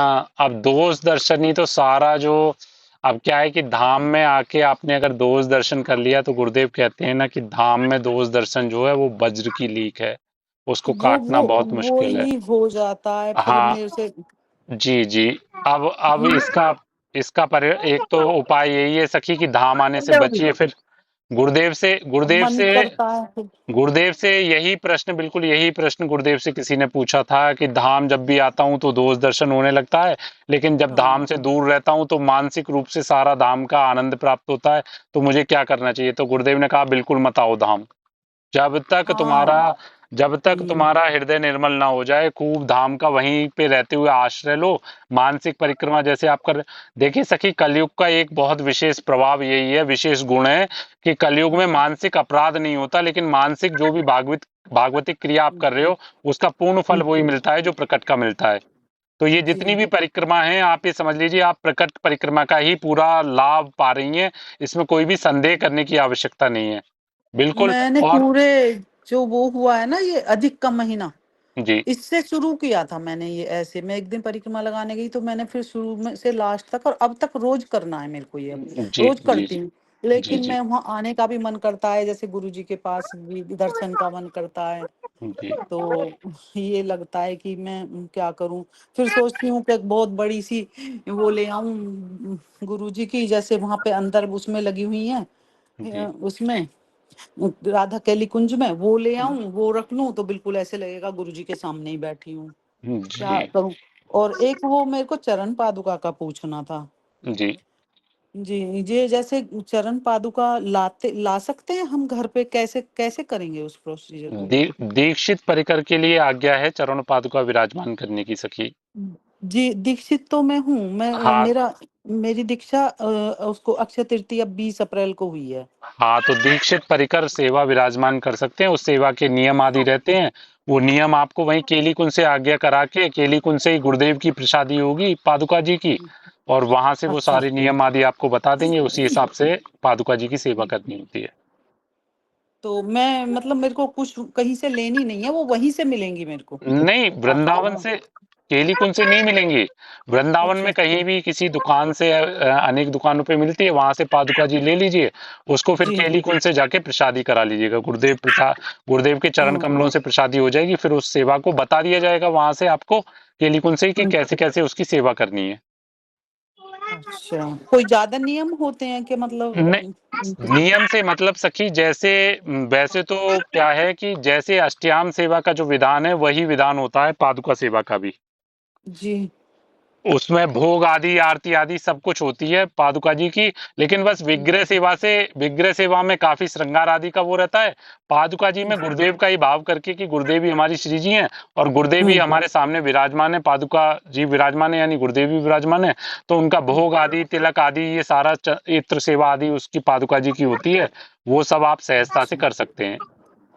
तो वो मंदिर के बराबर में मतलब किसी चौकी पे रख सकते हैं हम। हाँ जी, हाँ जी, हाँ जी। मंदिर में ऊपर या जहाँ पे वो, वहां तो नहीं रखेंगे, उनके पास नहीं, रखेंगे नहीं चौकी पे। सखी, देखिए, देखिए सखी, यहाँ पे हम बार बार कहते हैं हमारी निष्ठा का विषय है ये। अगर जी गुरुदेव हमारे जीवन सर्वस्व हैं तो गुरुदेव को और कहाँ विराजमान करेंगे। गुरुदेव नहीं को वहीं। मंदिर में तो जैसे मंदिर में तो वो रखे हैं गोपाल जी हैं छोटे वाले, और बड़े वो हैं युगल जी, किशोर हैं, गुरु जी, जी की जी, फोटो है, और जी। छवि मिली थी वहां से वो है। हाँ, हाँ, तो अब फिर वहां पे मतलब रख हाँ, सकते हैं उस वहां पे। हाँ, वहाँ रख सकते हैं, रख सकते हैं सखी। फिर बाकी जैसे स्थान की आपकी सुविधा हो वैसे आप अपनी स्थान की सुविधा अनुसार उनको वहाँ विराजमान कर सकते हैं। नहीं बराबर में अगर जगह उनमें नहीं हाँ, मिलती है वहाँ, तो चौकी डाल हाँ, के, हाँ, चौकी डाल के उस पे विराजमान कर सकते हैं, अलग बिल्कुल। चौकी इतनी ऊंची डाल के हम हाँ ऊपर उस पे जी, रख सकते हैं जी, मंदिर के जी बराबर। सखी, जी सखी, जी सखी, जी जी जी जी। जी। फिर ही तरीका। बाकी बाकी सखी एक विशेष ध्यान रखिए, थोड़ा सा ये दोष दर्शन कम करिए। हाँ ये होता ये है मेरे को। ये जैसे आपने कहा ना कि बच्चे खींचते हैं, लेकिन अब वो कौन है सखी, यही तो हम बार बार इस बात का जोड़ देते हैं। सब हमारे प्यारे ही हैं, और अगर हम उनको कुछ सेवा कर रहे हैं ना सखी, तो वो हम्म सेवा हम केवल केवल हमारा पूर्व का कोई बहुत बड़ा देनदारी जो है वो सेवा के रूप में हमारी श्री जी उसको सेवा के रूप में कम करवा रही हैं। तो दोष दर्शन से, हम्म, धाम में दोष दर्शन से बचिए सखी। अगर धाम में दोष दर्शन करके आए ना, तो समझ लीजिए हम्म। कुछ नहीं कमा के लाए, जो कमाया वो गंवा के आ रहे हैं धाम में, अगर हम दोष दर्शन कर रहे हैं। वो ही हो जाता है कि वो एक जगह करा दिया, फिर दूसरी जगह, फिर तीसरी जगह वही नो नहीं, आटा दिलवाओ, ये बच्चे नहीं, नहीं पूछते सखी हैं तो, बहुत। अरे सखी तो दोष दर्शन करने का क्या विषय है। हमने हमने राधे श्याम करा और राधे श्याम करके हट गए हम वहां से। नहीं, अच्छा हम अच्छा वहां अच्छा चिंतन क्यों करें। हम एक बात बताइए ना, अगर हमारा भाव नहीं बनना है, नहीं देना है, तो राधे श्याम करा, बस चुपचाप चले आए वहां से। अब हमको दोष का है अच्छा देखना है। अच्छा आप ये बताइए अच्छा ना, अच्छा। ये कोई आवश्यक थोड़ी है ठीक हमको है। देना ही है। हमारा भाव नहीं बनना, नहीं दे रहे, भाव बनता है देते हैं। तो वहां श्री हम्म, हरिवंश किया और चुपचाप आगे चले आए। कुछ ना उत्तर देना है, ना कोई वार्ता करनी है। कोई जी जबरदस्ती जी थोड़ी हमको रोक लेगा सखी। ठीक है ठीक जी, है। जी सखी। हम्म, श्री श्री हरि। हरिवंश, श्री हरिवंश सखी। श्री हरिवंश। श्री हरिवंश, श्री हरिवंश, श्री हरिवंश। मैं पूछ रही थी कि ओ हम भी तो लालजू को रखे हैं, तो तुलसी भोग में डालती हूँ, तो क्या नहीं डालूं? नहीं, अब देखिए देखिए, अगर अगर आप हमसे पूछेंगे तो तुलसी जी जो है, वृंदा जो है वो सखी हैं, वृंदा जी। सहचरी हैं, तो सहचरी का हाँ। भोग नहीं लगेगा, सहचरी चरणों में अर्पित होगी। हाँ, तो चरणों में भी रखती हूँ, तो चरणों में हाँ रख सकती हूँ। हाँ, चरणों में रख सकते हैं, लेकिन उसका सेवन नहीं करेंगे प्रसाद रूप में। अच्छा। हाँ, प्रसाद रूप में सेवन नहीं करेंगे। हाँ, ये मैं गुरुजी से भी एक बार सुनी थी कथा में, जी तो ऐसे मुझे लगता था कि डालूं नहीं डालूं, फिर बहुत पहले से डालती आ रही हूँ, गुरुजी के हाँ नहीं हाँ सुनती थी, नहीं जानती हाँ, थी तभी से। जी जी जी तो जी फिर छोड़ने में लगता था कैसे छोड़ दूं, सब लोग डालते हैं कि ठाकुर जी के भोग में बिना तुलसी के वो नहीं पाते हैं, जी जी। उनका भोग अधूरा अब रहता है। अब है क्या ना कि है क्या, वो दोनों चरित्र अलग अलग हैं। वृंदा जो है वो एक राक्षस हुआ था, नाम हमारे विष्णु, उसका चरित्र है पूरा, तो वो भगवान हाँ हरि हरि को वो पति रूप में चाहती थी ना, लेकिन हाँ हाँ जालंधर राक्षस हुआ था, उसको उसका उन्होंने हाँ वरण किया, तो वो प्रसंग है। तो वहां पे वो प्रभु को अपने स्वामी के रूप में उन्होंने वरण किया, इसलिए वृंदा वहां पे वो वृंदा अलग है। लेकिन यहाँ जी वृंदावन में, यहाँ पे जो वृंदावन जो तुलसी जी है, वो वृंदा जो है जी वो सखी है, प्रिया प्रीतम की सखी है वो। हाँ हाँ। हाँ, तो यहाँ पे सखी का भोग नहीं लगाना है, सखी को केवल चरणों में अर्पित करना है। अच्छा, तो अब वो कभी भी दो जो उनका राजभोग लगाते हैं दोपहर में, उसमें भी नहीं डालना, हाँ, कुछ कहीं नहीं भी नहीं नहीं डालने नहीं, कहीं भी भोजन में। तुलसी, हाँ कहीं भी तुलसी का प्रयोग नहीं करना है हमको भोग में। जी हाँ, जी यही मेरे को कब से दुविधा था, ऐसे बहुत जी दिनों से था। फिर मैं बोली आऊंगी वहां तो आपसे पूछ लूंगी कि गुरुदेव के पास तो जाना नामुमकिन है, वहां तो पहुंच नहीं पाते। जी जी जी जी। फिर अब तो ये सुविधा मिल गया कि कुछ भी हो तो पूछ सकते हैं हाँ, आपसे। बिल्कुल बिल्कुल बिल्कुल हाँ, बिल्कुल। और सेवा भी मेरे से जैसा होता है वैसा करती हूँ, पर मैं तो आरती 2 ही टाइम का करती हूँ, सुबह और शाम को 2 टाइम का ही होता है। देखिए, सेवा की जब बात आती है ना, तो हम तो केवल एक बात पे जोर देते हैं, सबसे पहले नाम जप, फिर बाद में जितनी भी सेवा हो सके सहजता से वो सेवा करिए। प्राथमिक जो जोर दीजिए वो नाम जप पे दीजिए। हाँ, नाम नाम जप, जप तो हाँ, जब से बोले हैं, जब से नाम जप तो जितना होता है उतना करती हूँ। जी जी जी, हाँ, नाम जप हाँ, नाम जितना जप अधिक तो हो कोई काम भी भूल भी जाती हूँ, ऐसा नहीं है कि मैं हर सांस में नाम मेरा आता सके। ही है, ऐसा नहीं है। जी जी भूलती भी हूँ, जी पर कोई काम भी करते रहती हूँ तो भी कुछ अब तो भी तो नाम चलते रहता है। जी जी जी अब जी। देखो देखो देखो देखो देखो देखो देखो तो गुरु जी को देखो तो, ये अपने गुरु जी हैं, तुम्हारे गुरु जी हैं, पापा के गुरु जी, देखो तो राधे राधे बोलो, राधे राधे बोलो, राधे। एक बार राधा बोलो।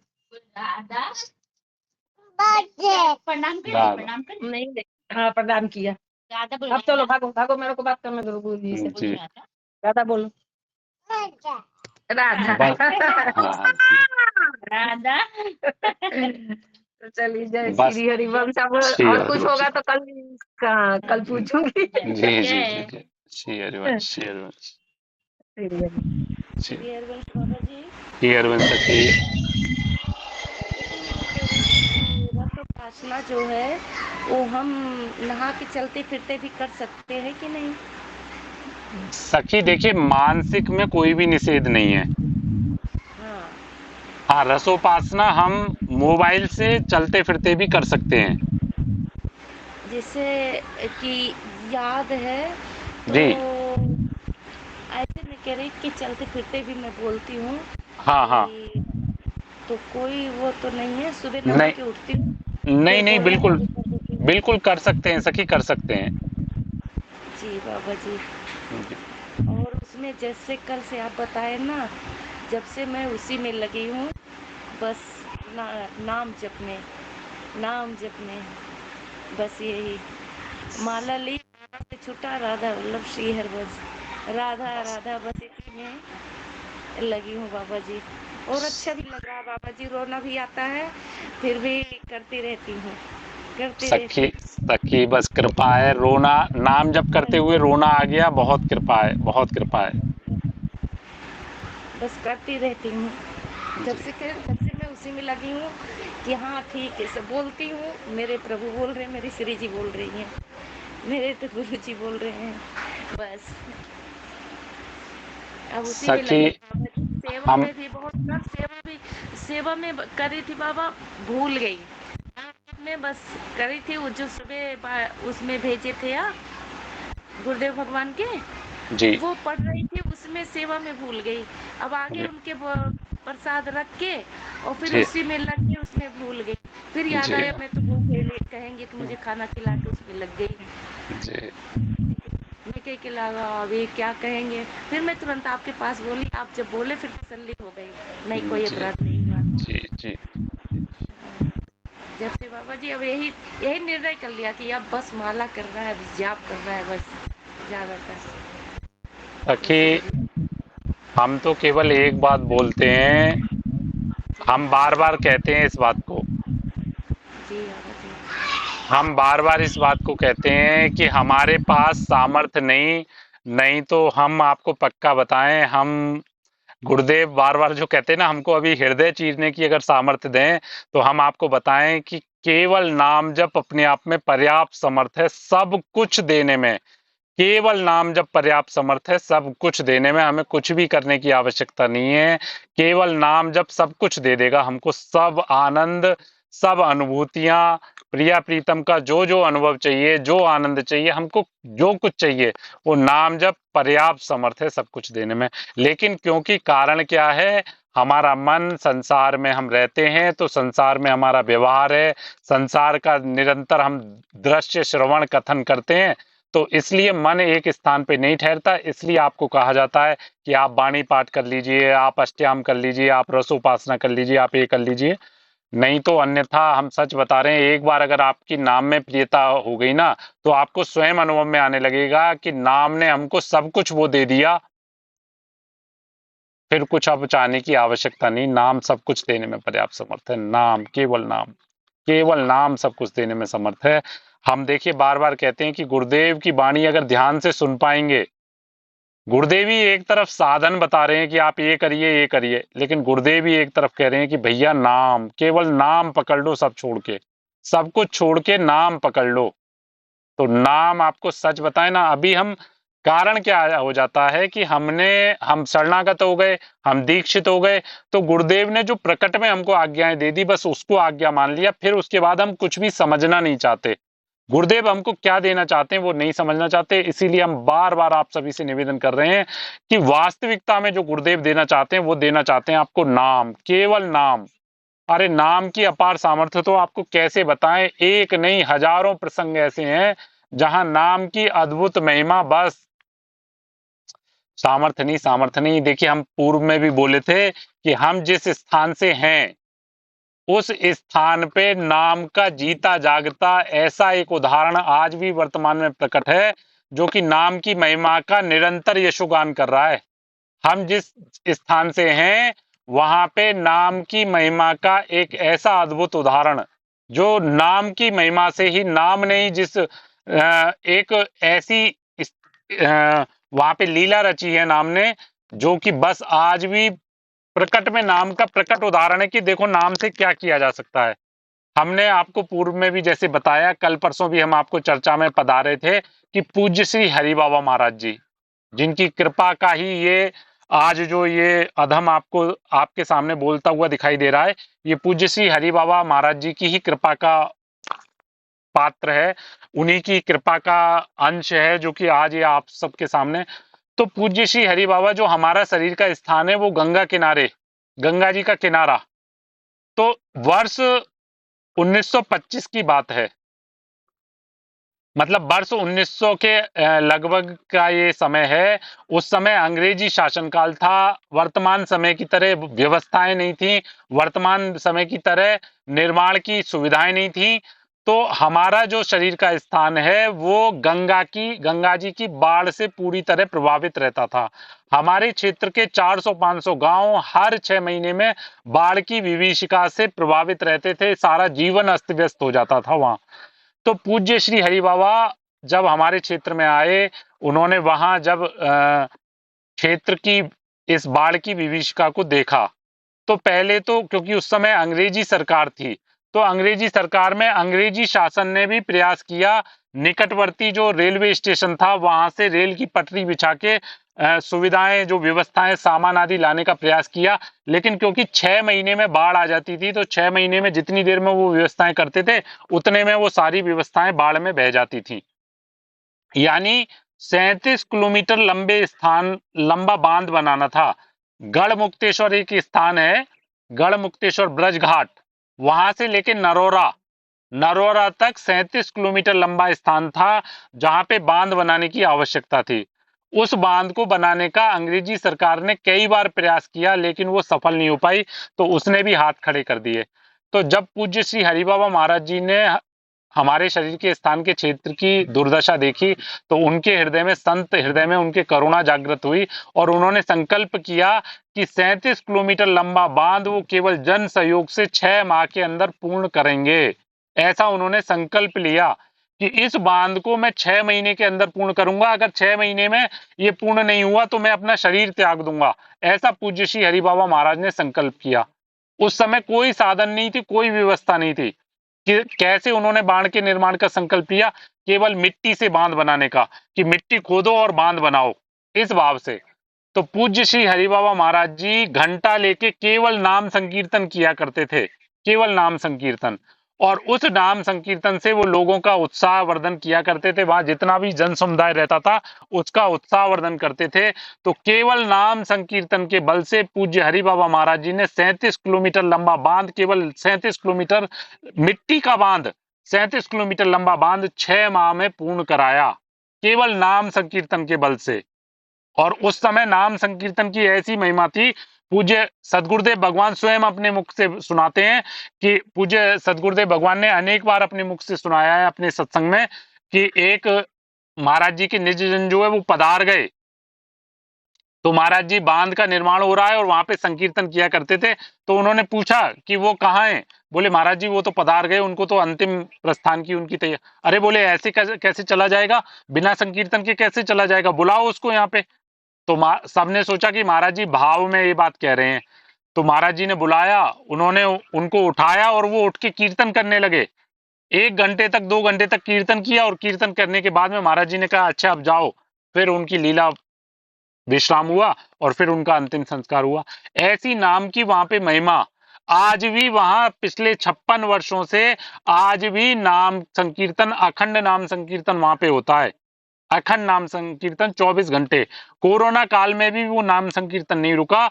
और हम स्वयं अनुभव किए हैं, शरीर के स्थान पे जब हम रहे हैं तो हमने देखा है अनेक स्थानों पे अनेक प्राकृतिक आपदाएं, मनुष्य जनित आपदाएं आती रहती हैं, लेकिन हमने अनुभव किया कि हमारे उस शरीर के स्थान के क्षेत्र में कभी भी किसी प्राकृतिक आपदा ने अपना प्रभाव नहीं दिखाया, केवल नाम संकीर्तन के बल से, केवल नाम के बल से।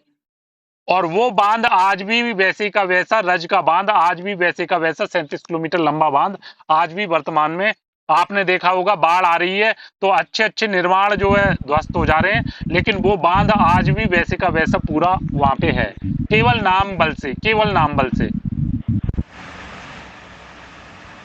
जी बाबा जी। जी सखी। श्री हरिवंश बाबा। श्री हरिवंश सखी। बाबा जैसे गुरुदेव भगवान की कृपा से चरण पादुका विराजमान है जी। तो बट वहाँ पे जो नियम बताते हैं ना बाबा, वो पूरा बताते हैं। श्री जी समझ के इनकी सेवा करनी है ना, श्री जी के हमारे चरण पादुका ये समझ के, जी। क्योंकि हमारे गुरुदेव भगवान श्री जी वही है, ये तो ठीक है, बट उन्होंने बाबा भोग लगाने को मना किया कि भोग नहीं लगाना पादुका को। सखी इस विषय में तो देखिए हम कुछ नहीं कह सकते, वहां से किस भाव से, क्योंकि देखिए सखी अगर इस विषय में हम कुछ बोलेंगे तो फिर वहां की वाणी में कहीं ना कहीं जो है अंतर हो जाएगा, तो वहां से क्यों ऐसी आज्ञा दी गई है ये विषय हम नहीं कह सकते सखी। इसका क्या, ये बोला कि मतलब जैसे कि इनकी पादुका जी की सेवा सब अलग रखनी, इत्र अलग रखना है, चंदन अलग, मतलब हर चीज आपको अलग रखना है, क्योंकि पादुका की सेवा श्री जी की सेवा से टच नहीं होनी चाहिए, है ना। हाँ सखी देखिए आप उसमें जी सखी, ये भाव उन जन के लिए जो श्री जी और गुरुदेव को अलग अलग मान के सेवा कर रहे हैं, ये भाव उनके लिए है। जी, जो श्री जी अच्छा और अच्छा गुरुदेव, श्री जी की सेवा को अलग मानने हैं और गुरुदेव की सेवा को अलग मानने हैं, उनके लिए आज्ञा है कि इत्र अलग रखिए, उनकी सारी सेवा। लेकिन भोग का विषय तो सखी हमें नहीं मालूम। भोग का तो जितना हमारी जानकारी में है कि गुरुदेव की पादुका, क्योंकि गुरुदेव ही प्रकट में विराजमान है, तो भोग नहीं लगाएंगे क्या, आरती नहीं करेंगे क्या? बिल्कुल करेंगे। नहीं, सारी सेवा बताए हैं बाबा, सारी सेवा, लेकिन उन्होंने पता नहीं क्यों गुरुदेव की सेवा के लिए अलग से चीजें रखने के लिए बोली है कि श्री हाँ। जी मतलब गुरुदेव भगवान के है एक ही, है एक ही, हम दो नहीं है, उन्होंने समझाया इस चीज को, है एक ही, लेकिन जी। गुरुदेव भगवान की पादुका है ये, और श्री जी को हम नहीं छुआ सकते हैं। नहीं सखी, अब यही तो बस देखिए यहाँ पे बात आ जाती है। हमने कहा ना, अपनी अपनी निष्ठा का विषय है, अपनी निष्ठा का तो विषय है। वो गुरुदेव की पादुका नहीं है सखी, वो पादुका जी नहीं जी है, गुरुदेव ही है, साक्षात गुरुदेव है, तभी तो हम उनकी सेवा उस भाव से कर रहे हैं ना। साक्षात हमारे जी जी गुरुदेव ही जी। हैं वो। ये सारा तो विषय ना मतलब सखी हमारी निष्ठा का विषय आ जाता है। देखिए, आज अगर आप हमसे पूछेंगे ना, अगर हम गुरुदेव की पादुका विराजमान करे होते तो हम तो गुरुदेव की पादुका को बिल्कुल, कहीं कोई निषेध नहीं होता, क्योंकि हमारे लिए गुरुदेव ही हमारी श्री जी हैं, तो किसको निषेध करें, किसको अलग करें। लेकिन अब जिसकी जैसी निष्ठा है, तो ये भाव निष्ठा के ऊपर डिपेंड करता है सखी। क्या है कि बाबा उन्होंने ये चीजें वहां से मतलब जब प्रसादी हुई पादुका जी, तब उन्होंने प्रसादी से पहले ये सब चीजें नियम बताई, जी और बस जैसे आज्ञा हुई उसी आज्ञा अनुसार हम करते भी आ रहे हैं। सखी, यहीं पे थोड़ा सा दिक्कत ये हो जाती है कि आज्ञा जो होती है सखी, वो हमको हमारी, क्योंकि अभी हमने सेवा करनी प्रारंभ करी है, तो प्रारंभिक साधक के हिसाब से हमको आज्ञा हो गई। लेकिन हम बार बार एक बात कहते हैं सखी कि हमको भाव क्या पुष्ट करना है, गुरुदेव हमको हमारा भाव क्या पुष्ट कराना चाहते हैं, ये देखने वाला विषय है। पादुका जी की सेवा, नाम सेवा, छवि सेवा, विग्रह सेवा, सारी सेवाएं हमको केवल केवल, अब यहाँ पे बात वही आ जा रही है। यही थोड़ा सा हमको बड़ा थोड़ा सा क्षमा के साथ में हम ये बात कहेंगे, हम ये तो स्वीकार कर रहे हैं बार बार कि गुरुदेव ही हमारी श्री जी हैं। लेकिन जब जी गुरुदेव ही हमारी श्री जी हैं, तो पादुका जी जो है वो हम किस भाव से विराजमान करें कि हमारे गुरुदेव आके विराजमान हो गए यहाँ पे, हमारे गुरुदेव यहाँ पे विराजमान है। और जब गुरुदेव ही श्री जी हैं, ठीक है, उन्होंने तो विधान के अनुसार हमको बताया, उन्होंने विधान के अनुसार हमको बताया कि भाई जब तक आपका भाव ये है कि प्रिया प्रीतम और गुरुदेव, क्योंकि देखिए गुरुदेव स्वयं आज्ञा करते हैं ना इस बात को कि गुरुदेव की प्रसन्नता के लिए हमने अगर प्रिया प्रीतम अलग से विराजमान कर रखे हैं, तो पहले प्रिया प्रीतम को भोग लगाएंगे, फिर उसके बाद में गुरुदेव को उनकी उच्चिष्ट देंगे। लेकिन जब हमारे हृदय में ये भाव दृढ़ हो गया कि गुरुदेव के अलावा कुछ है ही नहीं, गुरुदेव ही हमारे पार ब्रह्म है, गुरुदेव ही हमारे प्रिय प्रीतम है, तो हम किनको किनका उच्चिष्ट पवाएं, बताइए। जी जी। तो तो बाबा सखी, क्या हम जैसे आप बोल रहे हैं ऐसे हम कर सकते हैं, क्योंकि सखी हमें तो जो आज्ञा मिली है आज्ञा अनुसार करते आ रहे हैं, और इस चीज का मुझे भी थोड़ा सा मतलब बहुत वो लगता है, मतलब ये चीज की सखी मतलब सखी जब दो सखी है अच्छा, जी जी बोलिए। श्री हरिवंश, अच्छा जब बाबा ने मुझे ये नियम दिया था तो मैंने बाबा से बोला था कि भाई जब गुरुदेव और श्री जी एक हैं तो नियम दो कैसे, हमने ये चीज जी बोली थी। जी तो उन्होंने मतलब मुझे जवाब दिया कि देखिए ये गुरुदेव भगवान की पादुका है और श्री जी जी को हम नहीं छुआ सकते हैं। जी हाँ जैसे सखी। गुरुदेव भगवान का चरणामृत, जैसे गुरुदेव भगवान का चरणामृत हम देते हैं तो सबको बोलते हैं कि श्री जी से दूर रखना है, हाँ सखी, ऐसा ये बोलते हैं वो। ये कुछ बातें जो है ना, वो वाणी से हटके अनुभव और भाव का विषय है। कुछ चीजें अच्छा ऐसी जी। हैं जिसमें वाणी सिद्धांत मेल मेल कर ही नहीं सकता। वो चलिए केवल बाबा हमारे इशारा केवल मिल गया। केवल केवल हमारे भाव निष्ठा का विषय है। कुछ चीजें ऐसी हैं सखी जिनमें हमारा भाव निष्ठा काम करती है, उसमें कोई नियम कोई सिद्धांत काम नहीं करते, किसी की कोई वाणी काम नहीं करती, और वो जो स्थिति बनती है वो हमारा हृदय उसका साक्षी होता है। वो हृदय बता देता है कि हमको क्या करना चाहिए क्या नहीं करना चाहिए। जी जी जी बाबा बिल्कुल। जी सखी। जी चलिए सखी। अब हमें भी आंसर मिल गया बाबा, श्री जी जी हरिवंश शेयर बन जी। सके, शेयर बन सके, शेयर बन सके। कल का जो सत्संग बहुत चिंतन हुआ, घर का आश्रय। आज तक क्या होता था प्रभु, खुद के घर में रहकर ऐसा लग रहा था ना कि हम भाड़ोत्री घर पे रह रहे, लेकिन ऐसा चिंतन छोटी छोटी चीजों पे। हाँ, मालिक ये काम दे रहे, ये भी करना पड़ेगा। मालिक घर के अपन, घर के मालिक घर का है। तो सदगुरुदेव भगवान जो भी आदेश दे रहे, आदेश क्या है उनका? नाम जप करो, करो नाम जप, करो कंटिन्यू। और फिर क्या करना है? चिंतन क्या करना है? बस मैं आपका हूँ, आप मेरे। इसके सिवा दूसरा कोई हो ही नहीं रहा। और थोड़ा एक अनुभव बता, कल का है जिसे कल दिन भर दोनों लाला और लाली ने नाम जप किया काउंटर पे। तो उनकी मम्मी थोड़ी सी क्रॉस है, हम तीनों से क्रॉस है। तो उन्होंने क्या बोला, ये समय नहीं, बोले भगवान का कार्य करने के लिए ये समय नहीं है। जब वृद्धावस्था आती है ना, तब भगवान का कार्य करना पड़ता। अभी से कार्य करेंगे तो कैसा होगा तुम्हारा? तो बच्चे ने उसको जवाब दिया, बहुत प्यार से जवाब दिया। ये देखो, बोले मम्मा हम पढ़ाई भी कर रहे, हम अंदर अंदर के अंदर हम क्या कर रहे क्या नहीं आपको पता है क्या? नहीं पता। तो अंदर के अंदर हमारा जो विजन है, जो भी लक्ष्य है, ये जन्म का लक्ष्य क्या है पता है कि मम्मा तेरे को? ये जन्म का लक्ष्य है कि भगवत प्राप्ति करना, ये लक्ष्य है। वो ध्यान दे रहा था, वो ध्यान दे रहा था। तो मैं खाली सुन रहा था, मैं कुछ भी बात नहीं किया बीच में। तो उसको बहुत क्रॉस किया, तो मम्मा ने इतना क्रॉस किया ना कि बहुत क्रॉस किया, लेकिन उसने बहुत प्यार प्यार से हैंडल किया। और बाद में मेरे पास आया और मेरे पास आके बोला कि पापा, ये मम्मा जो बोल रही थी, ये माया में बहुत डूबी है, ये माया में बहुत डूबी है। इसका काम है, इसका काम है, इसको करने दो। इसको उसका काम करने दो, अपन अपना काम करेंगे। अपना काम नहीं छोड़ेंगे। तो सच्चे ना, बहुत बहुत कृपा हो गई, बहुत बहुत कृपा हेतु हो की गई। कृपा है। मतलब हम कहते हैं ना बार बार, कृपा शब्द छोटा रह जा रहा है, कृपा शब्द छोटा रह जा रहा है। बहुत हेतु की कृपा है कि बताइए, अभी वो बाल्य अवस्था में वो माता को समझा रहे हैं कि नहीं, जीवन का लक्ष्य क्या है। बहुत कृपा है, बहुत हेतु की कृपा है, बहुत अद्भुत कृपा है, बहुत अद्भुत कृपा। जय जय प्रभु, चलो, बहुत जय आनंद। जय। शेयर शेयर प्रभु, शेयर वंश, जय जय। बहुत कृपा, बहुत कृपा। और किसी का कोई भाव?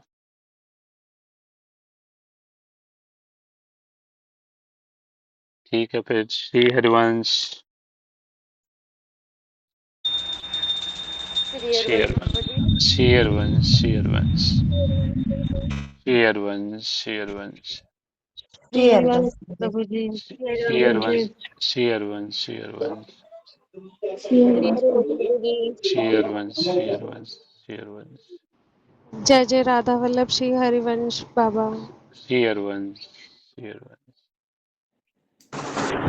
श्री हरिवंश बाबा। शेयर वंश, शेयर वंश, श्री हरिवंश महाराज जी। शेयर वंश, शेयर वंश।